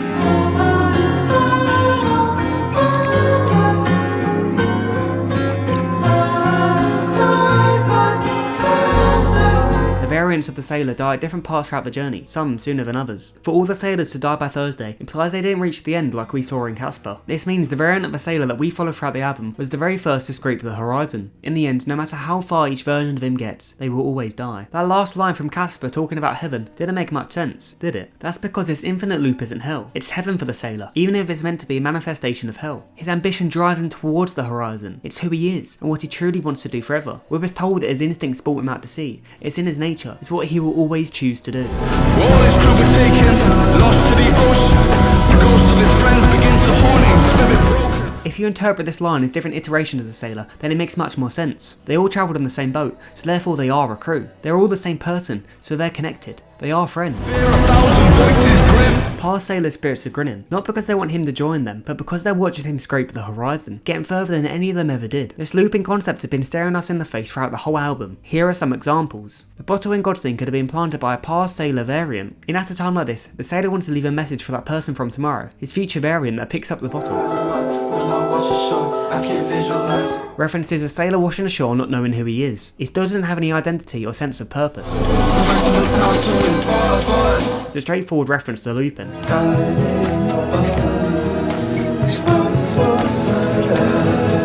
He is born to go on the voyage forever. The song Ruin My Life is also a loop. It starts off soft and intimate, before coming strong and intense, then returning back to soft and intimate at the end of the song. The first line of a song is also repeated as the last line of a song, further enforcing that idea of a loop. The drum that starts Casper being used in Ruin My Life is symbolic, as Ruin My Life is a loop, and Casper unveils the looping nature of the album. During At a Time Like This, brief camcorder shot showing an unidentifiable figure on the beach. This is the sailor who washed ashore with no identity, a glimpse into the future, or a glimpse into his past. His subconscious knows about the other sailor variants, but he doesn't. His conscience in the chorus of Waging War can also be remembering past versions being in the same situation and telling them to breathe. You could even make the argument that the vision the sailor sees in Waging War of parting a sea and then his inevitable death could be the fate of a past version of a sailor. However, I do think the version of a sailor that we follow throughout the album reaches the point for the first time, so it wouldn't make a lot of sense if someone else had already done it. The dream in I Dream About Sinking can also be past events that the other sailors have encountered, slipping through his conscience. He watched his own fate, but one that has already happened to the other sailors, drowning out at sea, accepting death. During Harry's interlude in The Great Bakunawa, he used the words welcome and grand open to describe death and the end. This hints towards Lupin as the end of the album becomes the beginning of the album. The idea of forever is established in Foregone. After dying in Casper, the sailor is stuck in a loop forever. In No Questions Asked, the sailor feels called out to sea by the horizon. He decides to set out on the journey. In Waging War, the sailor is hesitant to go out on his voyage. His mind is being rational, but the sailor decides to surrender to his heart, which tells him to go on this journey, out to sea. He has a vision of himself splitting the sea and finding a better version of himself, but the water imparts, causing him to drown. In Ruin My Life, the sailor has officially set sail. The waves are calm and the voyage is going okay, but worries and doubts make him question his decision to follow his heart and to go on this journey. He considers turning back before calming down and carrying on. In Godstained, the sailor finds a bottle out at sea. The bottle reflects how he feels about himself, like trash floating through the ocean. However, he still holds out hope that he will finish his journey and eventually return home. In At a Time Like This, the sailor feels the pressure of time. He feels he's grown too old to achieve his dreams. The sailor feels hopeless. He comes to terms with the high possibility that he will die out at sea, before telling himself to keep pushing. Monday is a flashback or a reflection on why the sailor is set on this journey. He tells himself to not give up on a Monday and to keep pushing. This keeps him motivated. In Dance Without Movement, the boat's power turns off, making him connect with nature and appreciate the natural beauty of music and dance during the night. During That's Why, the sailor reflects on his life and mental state before setting out to sea. This makes him realise that he is enjoying life at sea, claiming life doesn't get any better than this. However, pessimism and negativity still linger under the surface. In I Dream About Sinking, the sailor has a dream about himself sinking and drowning in the sea. The dream presents drowning as calm and beautiful, rather than terrifying, highlighting the sailor's self-destructive thoughts and journey. In Natural Causes, the sailor discovers that other nearby boats have gone missing. Other sailors have died on this journey. This gives the sailor a sense of dread, realizing he would die sooner or later. His mortality sinks in. In Thunder, the sailor speaks to a higher power, claiming he is more powerful. He portrays himself as a powerful deity as he challenges a higher power. The sailor, scared of what's after him, attempts to overcome his fear through arrogance and ego. Making himself appear like a powerful deity makes him feel like he can do whatever he wants. In The Great Bakunawa, the sailor encounters a mythological Philippine deity, the Bakunawa. He must survive the beast to continue his journey, which he does. This is a delusion in the brain of a sailor from the drinking and the insanity he faces. The Bakunawa is a reflection and manifestation of his sins and depression. Somewhere between the storm and thunder and his battle with the Bakunawa, he becomes separated from his boat. In Foregone, the sailor washes ashore, now departed from his boat. He reflects on his journey in life, referencing his depression, his boat, his inner child, himself, and the horizon. It is accepted that the horizon is ingenuine, and it's impossible to reach. It moves with the sailor. The sailor also cannot return home, as he's beyond the point of no return. Instead of giving up, he plans to try one final attempt to find purpose and to make his life mean something. He's going to split the sea like he envisioned in Waging War.